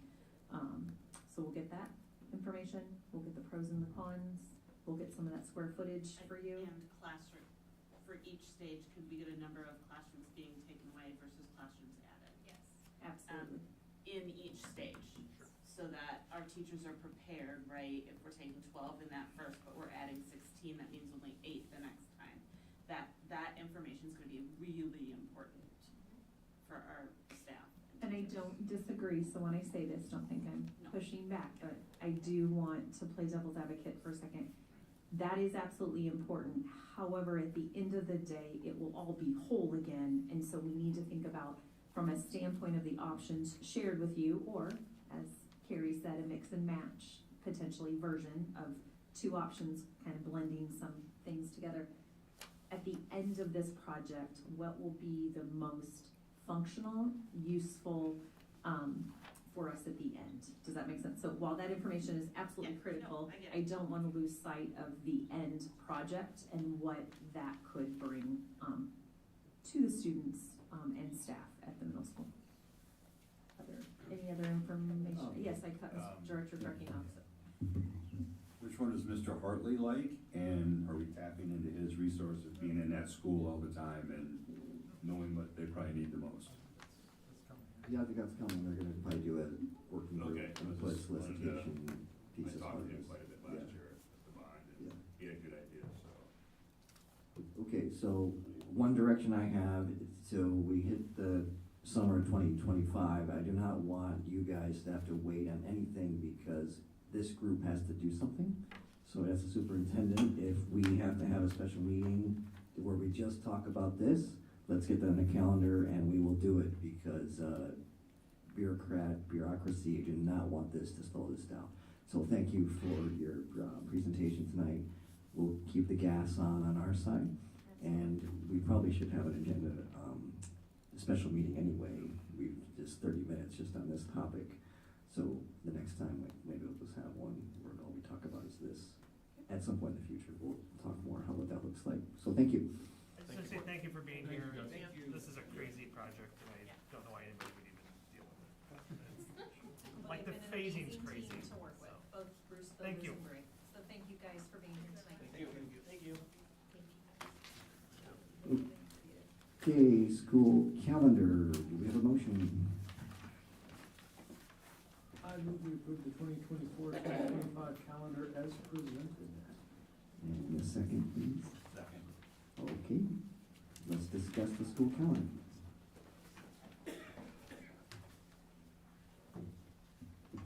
Alright. So prior to the winter break, we brought you a preliminary draft of the calendar. We indicated we had sought some input and didn't receive as much input as we had hoped. This time around, our survey yielded 40% of the staff provided input. And so, as anyone will tell you in the survey business, if you can get 20% response rate, you're doing really well. So we feel very good about that. Some promising pieces as I was working with one of our senators today. There is some appetite at the state level to introduce a bill that will potentially allow to not be held to August 23rd. So as you're doing your reaching out to your senators, please encourage that. The language would be that school districts could start as early as the Tuesday following the close of the state fair. So, not chasing, as we recognize and worked with BEA and BESA and just all of our staff in general, the 23rd starting on a Friday just creates a lot of headache, right? But that is what is in current statute, and we could start after, but the majority of our teachers chose to start on the 23rd when surveyed this second time around. So with that said, I was excited to hear that that was something that they were talking about at Des Moines, because I had just said, could we put something last year? They probably all heard me barking all the time. Why can't we just put something that says you cannot start any sooner than the close of the state fair, right? I understand and respect that. I think it's an important event in our state, but also being able to start school sooner so we can get the education in we need. So that was exciting. So before you is a pretty traditional calendar. It does not stray from what has been over the last probably 4, 6, 8 years. We continue to have conversations about building some snow days in, and yet respect the survey results and that the majority of teachers were not ready yet to build those into our calendar. So you will see that on April the 21st is a professional development day instead of being a snow day / professional development day. Other than that, what we presented in December equals that, or is mirrors what we already presented to you. What day does this put graduation on? Your graduation will be Sunday, the 25th of May. We are able to do that? We are. With the law? We are. Okay. That is a caveat that we don't have extensive snow days next year, and, well, actually the code right now says seniors are exempt from that snow day requirement, but yes, I'll leave it there. So just in very general terms and very brief, if we do have a number of snow days that trip the hours, what levers are available to deal with that? We always look at minutes to see if we're able to maybe not have students make up one day. So last year we ended up with one day that we had to call for inclement weather. Students didn't have to make it up, but staff do. Just keep in mind, this is the conundrum. Even if we were to have enough hours built into the calendar to cover the 3 days we've missed so far, staff will still have to come back for 3 days because their contract states a specific number of days and they're being paid for those days. That also creates, conversation around what does that look like. So we will take a little more conservative approach this year around looking at the calendar. We've already started looking at the minutes. Are there minutes to give? What does that look like? Because when we give communication, I want to be able to stay with that, and I just want to make sure, I know we've got a couple more weeks where we kind of could potentially have some more inclement weather. So, if staff says they don't want it built in, doesn't really matter whether it's built in or not, they still have to do it. They still have to make it, yeah, we still have to go. So for instance, this year, we're due to get out on May 31st, which is a Friday. If we don't have enough hours for students, you are looking at having to go into Monday, Tuesday, Wednesday. Yeah. And then staff would finish on that Thursday for those that did not work the buyback day in August.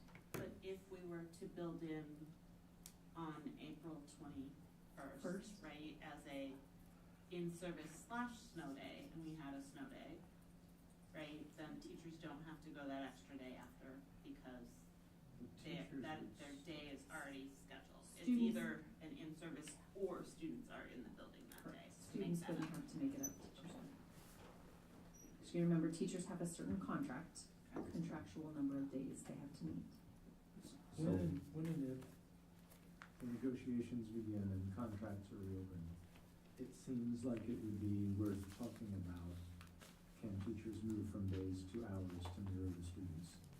I don't know if it's possible, but it does seem like it's an irrationality in the system. Is that available for teachers? I'm not aware that it is, but we can look at the code and see what that looks I like. would have to, I haven't seen in the code that I haven't but either. Okay, any more discussion? I think, are we voting to approve this calendar? That would be our goal tonight, so then we can let our families can start planning for the next school year. All right, we'll speak now, we're voting on it, so any other opinions, comments? All right. Roll call. Director Frankie? Yes. Director Larkin? Yes. Director Lynch? Yes. Director McGivern? Yes. Director Smithson? Yes. Director Castro? Yes. Director Champion? Yes. Motion carried 7-0. Okay, December financials, do we have a motion? I'll make a motion to approve 6.03 December financials as presented. Hi, how are you? Good evening, how are you? Second, please. Second. Thank you. And discussion. Any questions? So I believe that this format has now been tweaked enough to where we haven't had any additional comments with regard to what we'd like to see in it. So I did get your message, Director Lynch, about a synopsis of each fund accompanying these when we send them to you in your board packet. So I'll do that starting with January financials. And we'll do the month-to-month comparisons, the year-to-year comparisons, and you can see where we stand versus budget from last year and what we actually spent and received against budget that we have this year, actuals and spent and received. So right now, everything is trending right on track with where we were prior year in all funds. I think we're in a good spot currently with regard to that. We did end up having our first third payroll of the year in December, so you can see why we went up, 7% as opposed to the normal 4s and 5s in the month.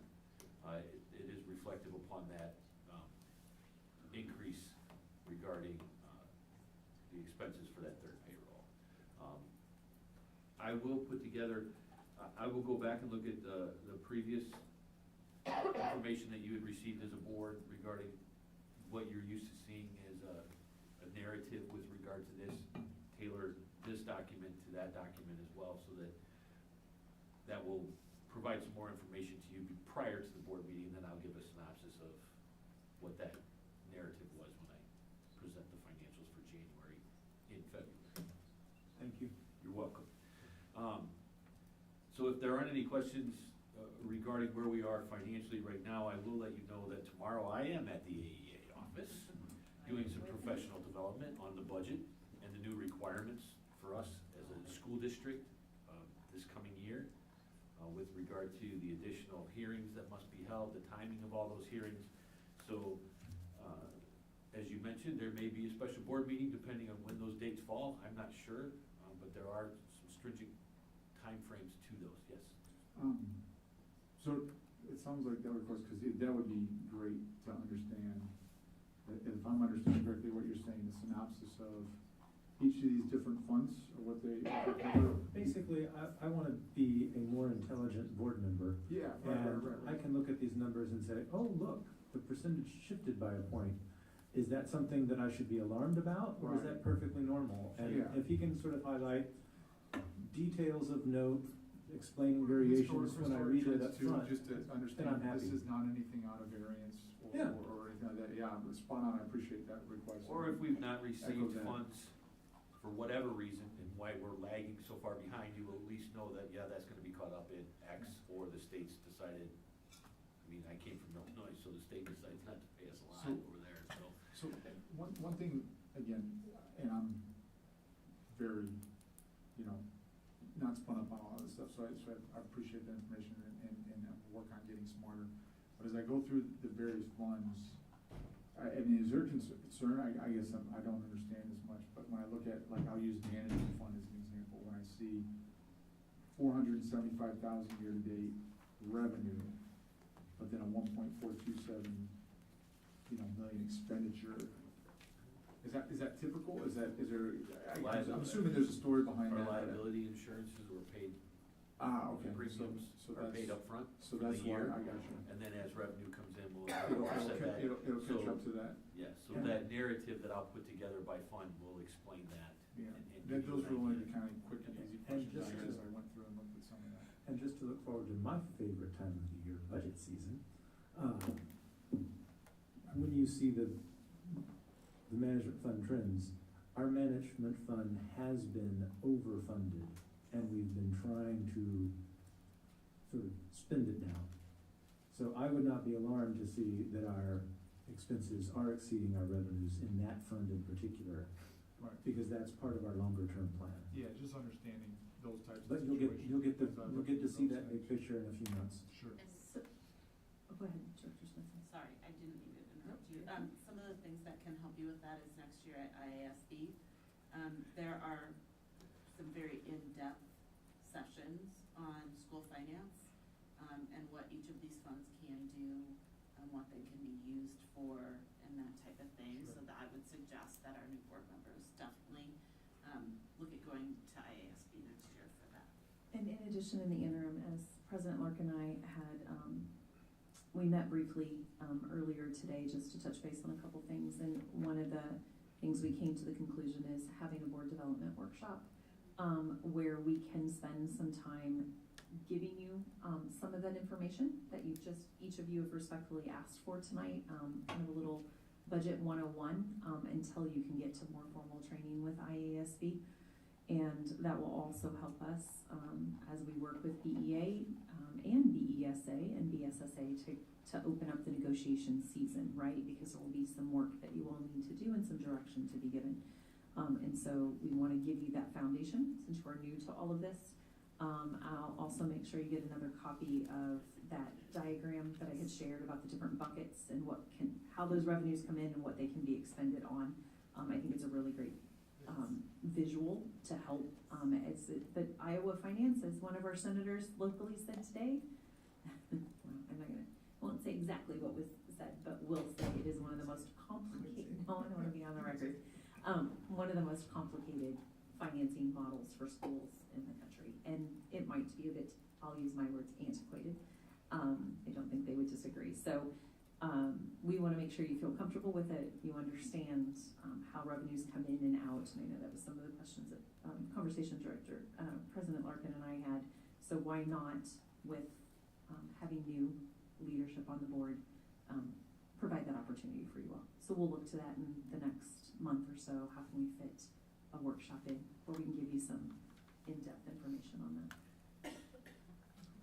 And then the narrative monthly when the financials come before you to help you see the trends or areas we might be concerned about. Okay, does that help?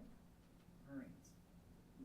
So there is a lot of budget information that is going to be changing for this coming year. Yes. And a lot of legislation that could impact our district considerably. Yes.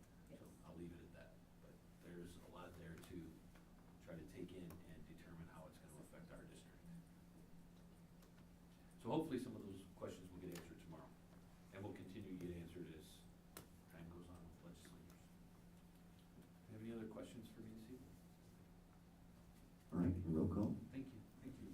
Director Larkin? Yes. Director Lynch? Yes. Director McGivern? Yes. Director Smithson? Yes. Director Castro? Yes. Director Champion? Yes. Director Fracking? Yes. Motion carried 7-0. All right, moving on to 6.04. Do we have a motion? I'll make a motion for 6.04, approve the policies listed below as presented, 5.503.8 and 605.6R1. I will second that. All right, any discussion on the final read? So just want to say thank you in advance for your consideration of approving tonight. So with 5.503.8, and Jamie jump in, you took the lion's share of the work on this as we collaborated. We had to wait to an extent, so this is part of legislation that was passed last year, but the direction was the Department of Education had to give kind of a draft policy, and we had to wait for that to come. But also because of legislative changes last year, there is a lot of things that impact how we do registration, where we now need active consent or acknowledgement of receipt and review. And so because of that, this ties into that. If we want to launch registration on February 1st, so that we can start getting a handle on new and incoming families, new kindergartners, as well as returning families, so we can have a better handle on budgeting and staffing for next year. This is all a big domino, right? And so for that one, and then in regards to 605.6R1, this regulation as well as the policy was actually brought to the board in July for update and reapproval, which it was reapproved. However, IASB just literally released a primer that impacted this regulation. It ties into registration, and so that is why both of them are in front of you tonight for first and final And we read. need this approved before February 1st when registration starts. Correct. So that's why I said thank you in advance. So there's a lot of edits in, what is that, 5.605.6? That is Yeah, the 605.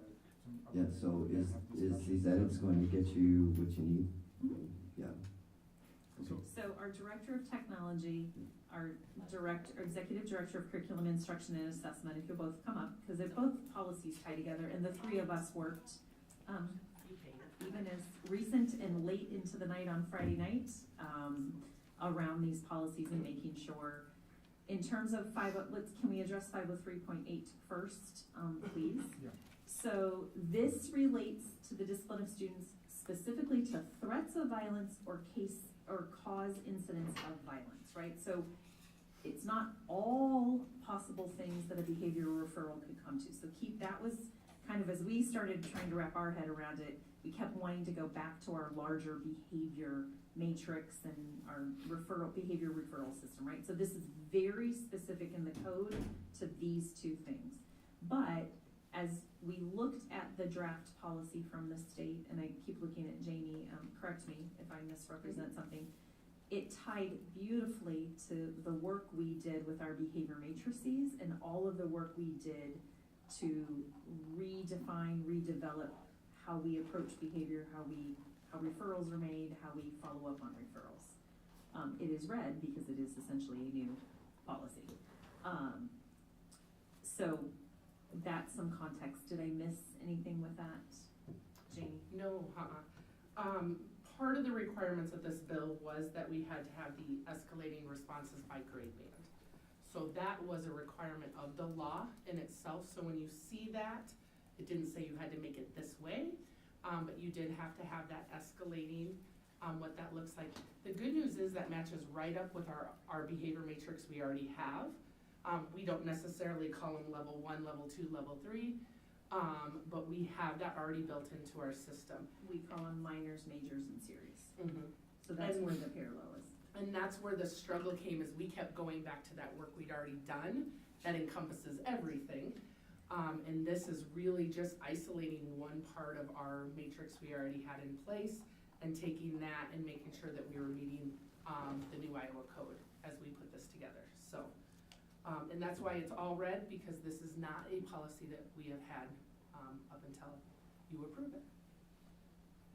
Any questions about 503.8? We just also wanted to make sure that there will probably be some confusion, but alignment to our current system for consistency. So I do have actually one question. On pages, it's right before the definitions. At the end? Yeah, at the end, it's So it'd be before the page 5? definitions. It's level 2 and level 3, and I think it's in all of them. And it's 6 through 12. Would be page 5. Yeah, Page placement in an alternative learning environment, including a therapeutic classroom when appropriate. So I have a question, because I know that particularly at the middle school, the therapeutic classroom is used differently than as a consequence. Correct? So I think that that's where I would tell you that if you notice, it's not called consequences, it's called your responses to a behavior. And so as you talk about how are you going to respond to this behavior, sometimes that involves some sort of consequence, but how are we going to ensure that this doesn't happen again and we have the right supports in place? So as you read through these are a lot of the options that are out there. You don't just take a student and place them into a therapeutic learning environment because something happened. Yeah. It's a process that goes through that, but that's why it's in that level 3 as you look at it, is because it has to be a process. There has to be other things that were tried, other things that were implemented before you just jump to that. And I think that's where that, just thinking out loud, it's where that when appropriate Yeah. is most important. I just worry that I don't want that program to. Nope. And that's not our You know where I'm intention going either. with that, right? Like, I I don't want do. it to be, well, okay, we're gonna send them to their classroom and they'll. Well, and That room I fixes worry it. about that because I know that program has been designed so specifically, and it can be used for students who are having issues behaviorally, but it's not 100%. That's where kids who have behavioral. It would still issues go come. through our student support Okay. team system, I just as you work through that. wanna make so. sure that program continues to have the quality Mhm. that it has, because it's so beneficial to students. And I don't wanna see it, we're gonna send them here.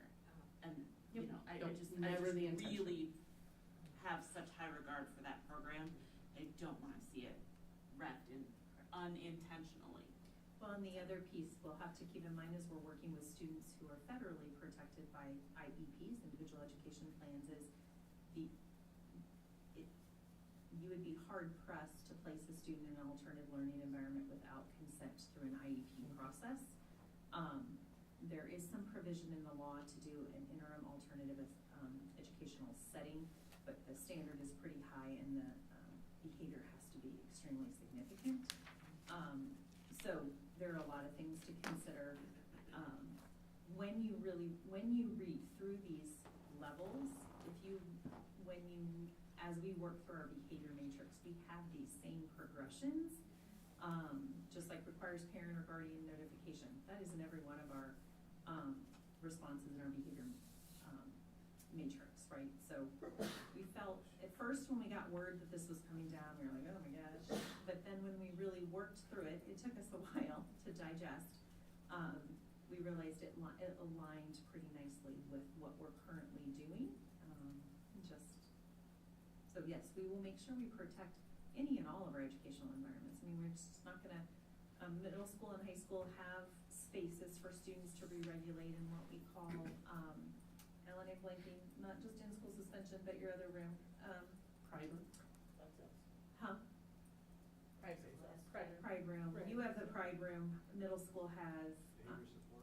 Yeah, the behavior support room, where they can go, they can process with an adult, they can get re-regulated if they're not part of the TLC program, right? But that cannot become a permanent alternative learning environment.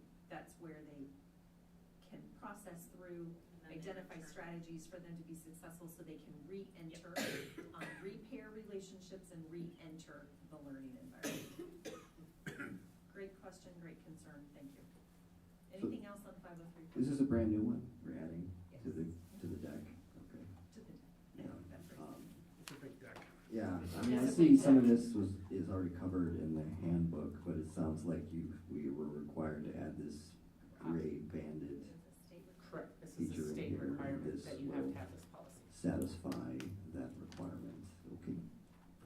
And then the other one is, The only Yeah. thing as I think through it, and it didn't hit me until tonight, is with this small revision, when you approve, I would ask that where it says level 1, level 2, level 3, we in parens also put minor, major, serious, so that there is continued alignment to our That's a matrix.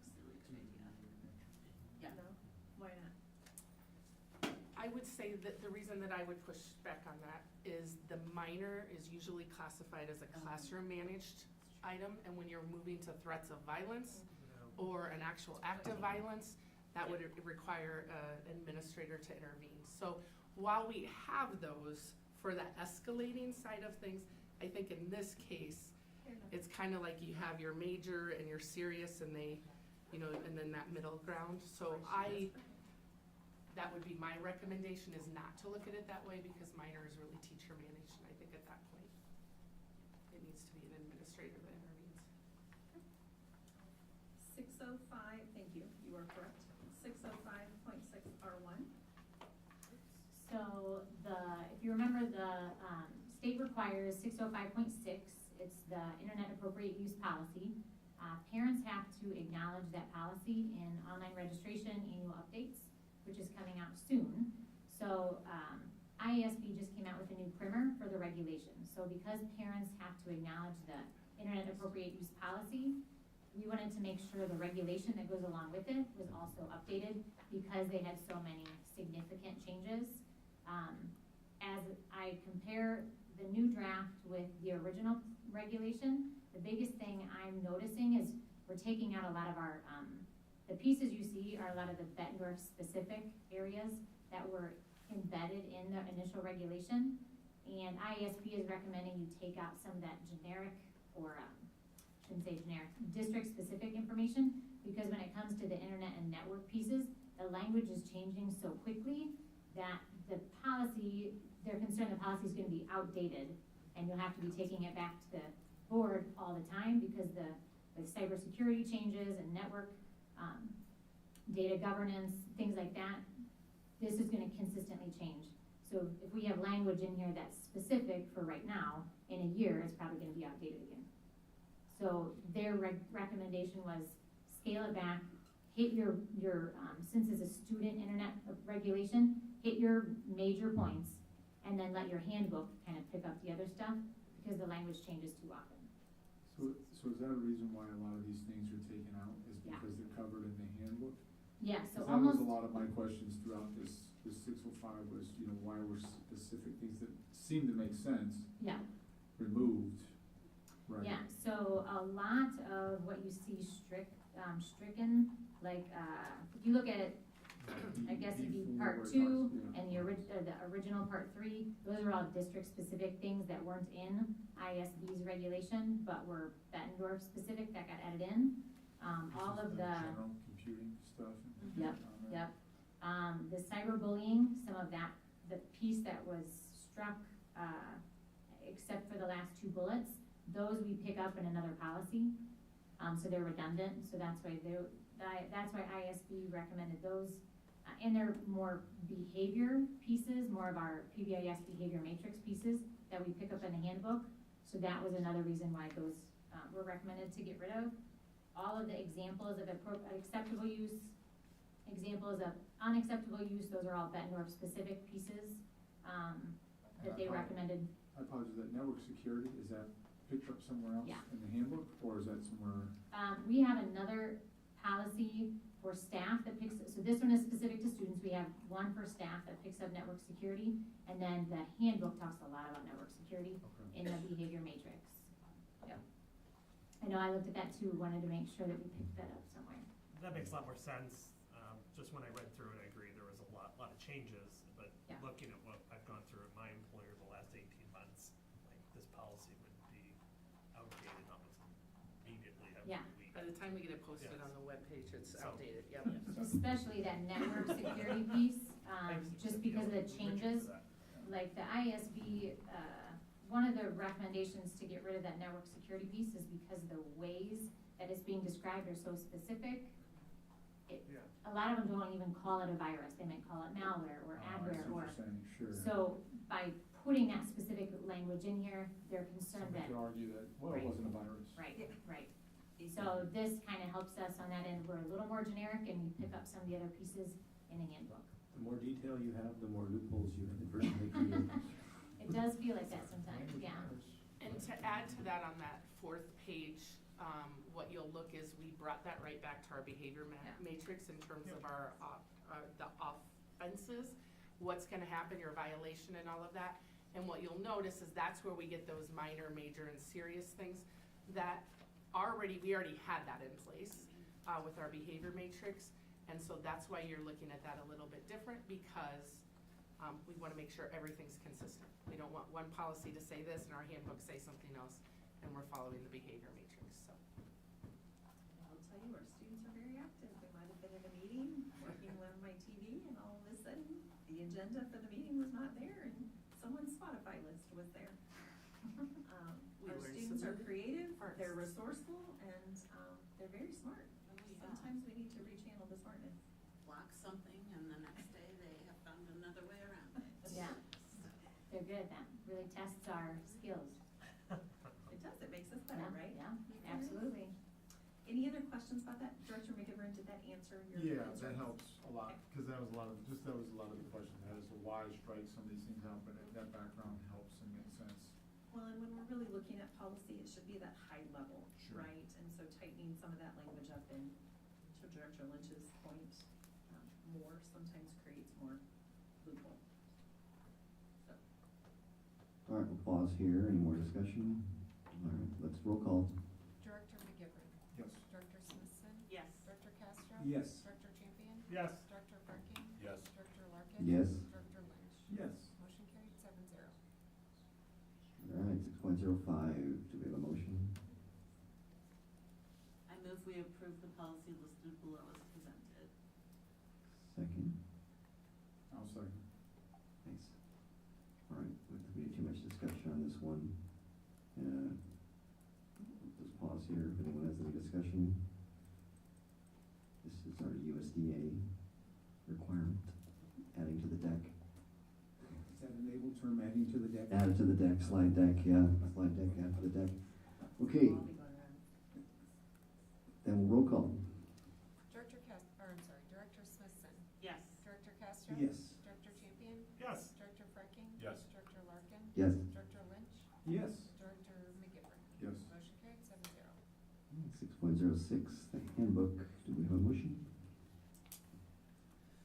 I will make a motion for 6.06, approve the parent-student handbook as presented. Thank you. Second? Second. Excellent. Any discussion on the handbook?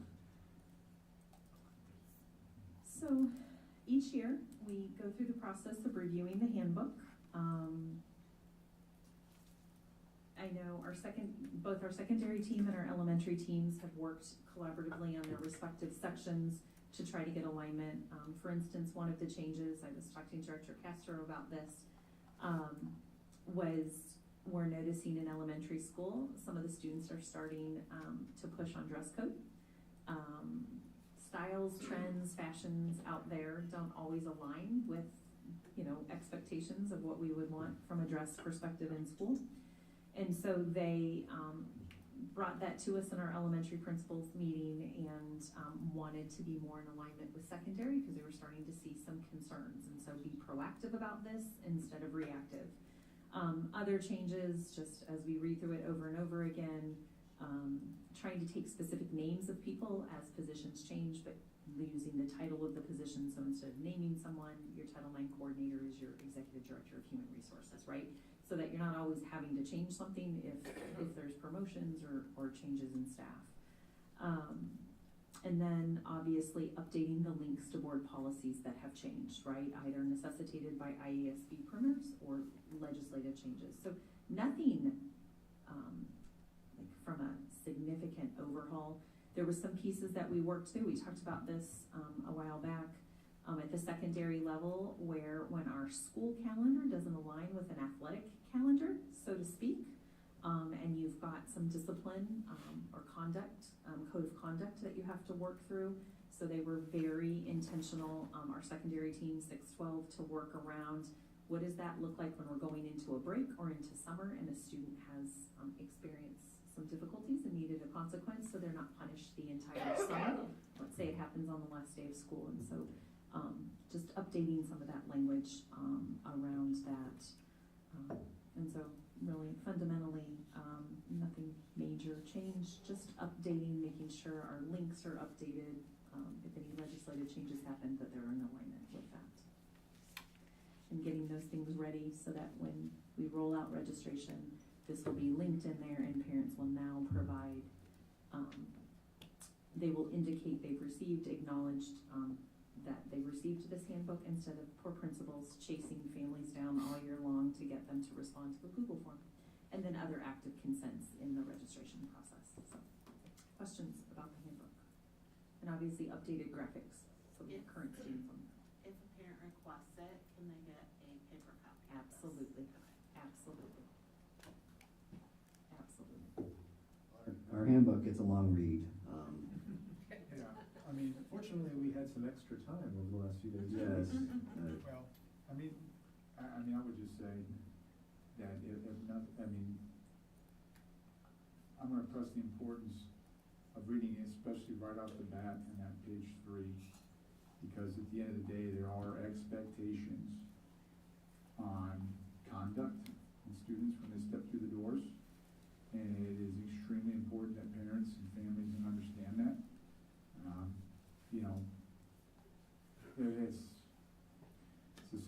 to make sure things function well and really understand that not only are there these expectations, I mean, it's very clear, and I think it needs to be read over several times to understand, but that there's consequences when those expectations aren't met.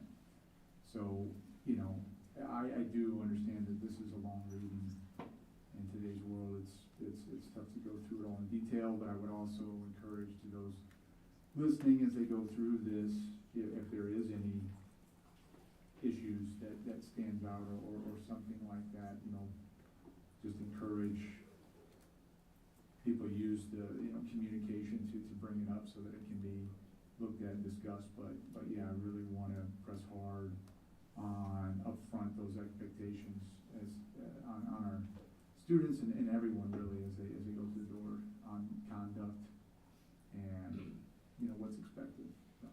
We appreciate that, thank you. I know staff does, Director McGivern. The other piece to that is, when we converted this to an electronic format, we made sure that it is searchable through Control F. So if there's a specific area that families, if they're overwhelmed at the beginning to read it from front to back, but there's areas that they want to clue into, they can do a Control F and it is completely searchable by keyword, which is really nice because it can take you to the middle school section right away if I'm a middle school parent or if I'm an elementary parent. And so, you know, that might make it a little less overwhelming for people.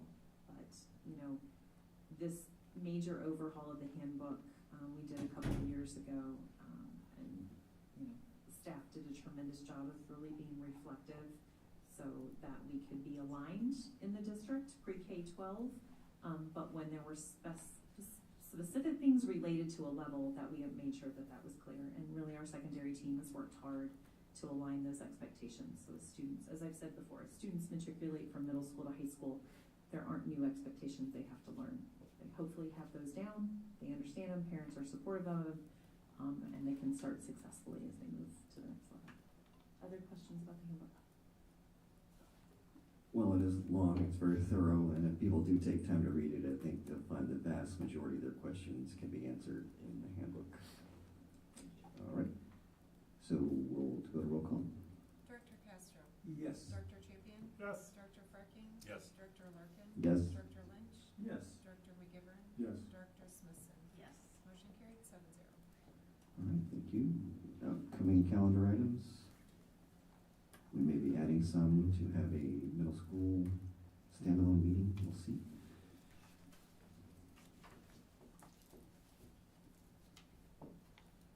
All right. Okay, now we'll transition to adjournment. So moved. Second. Oh, second, so it's just Paul, so. That's okay.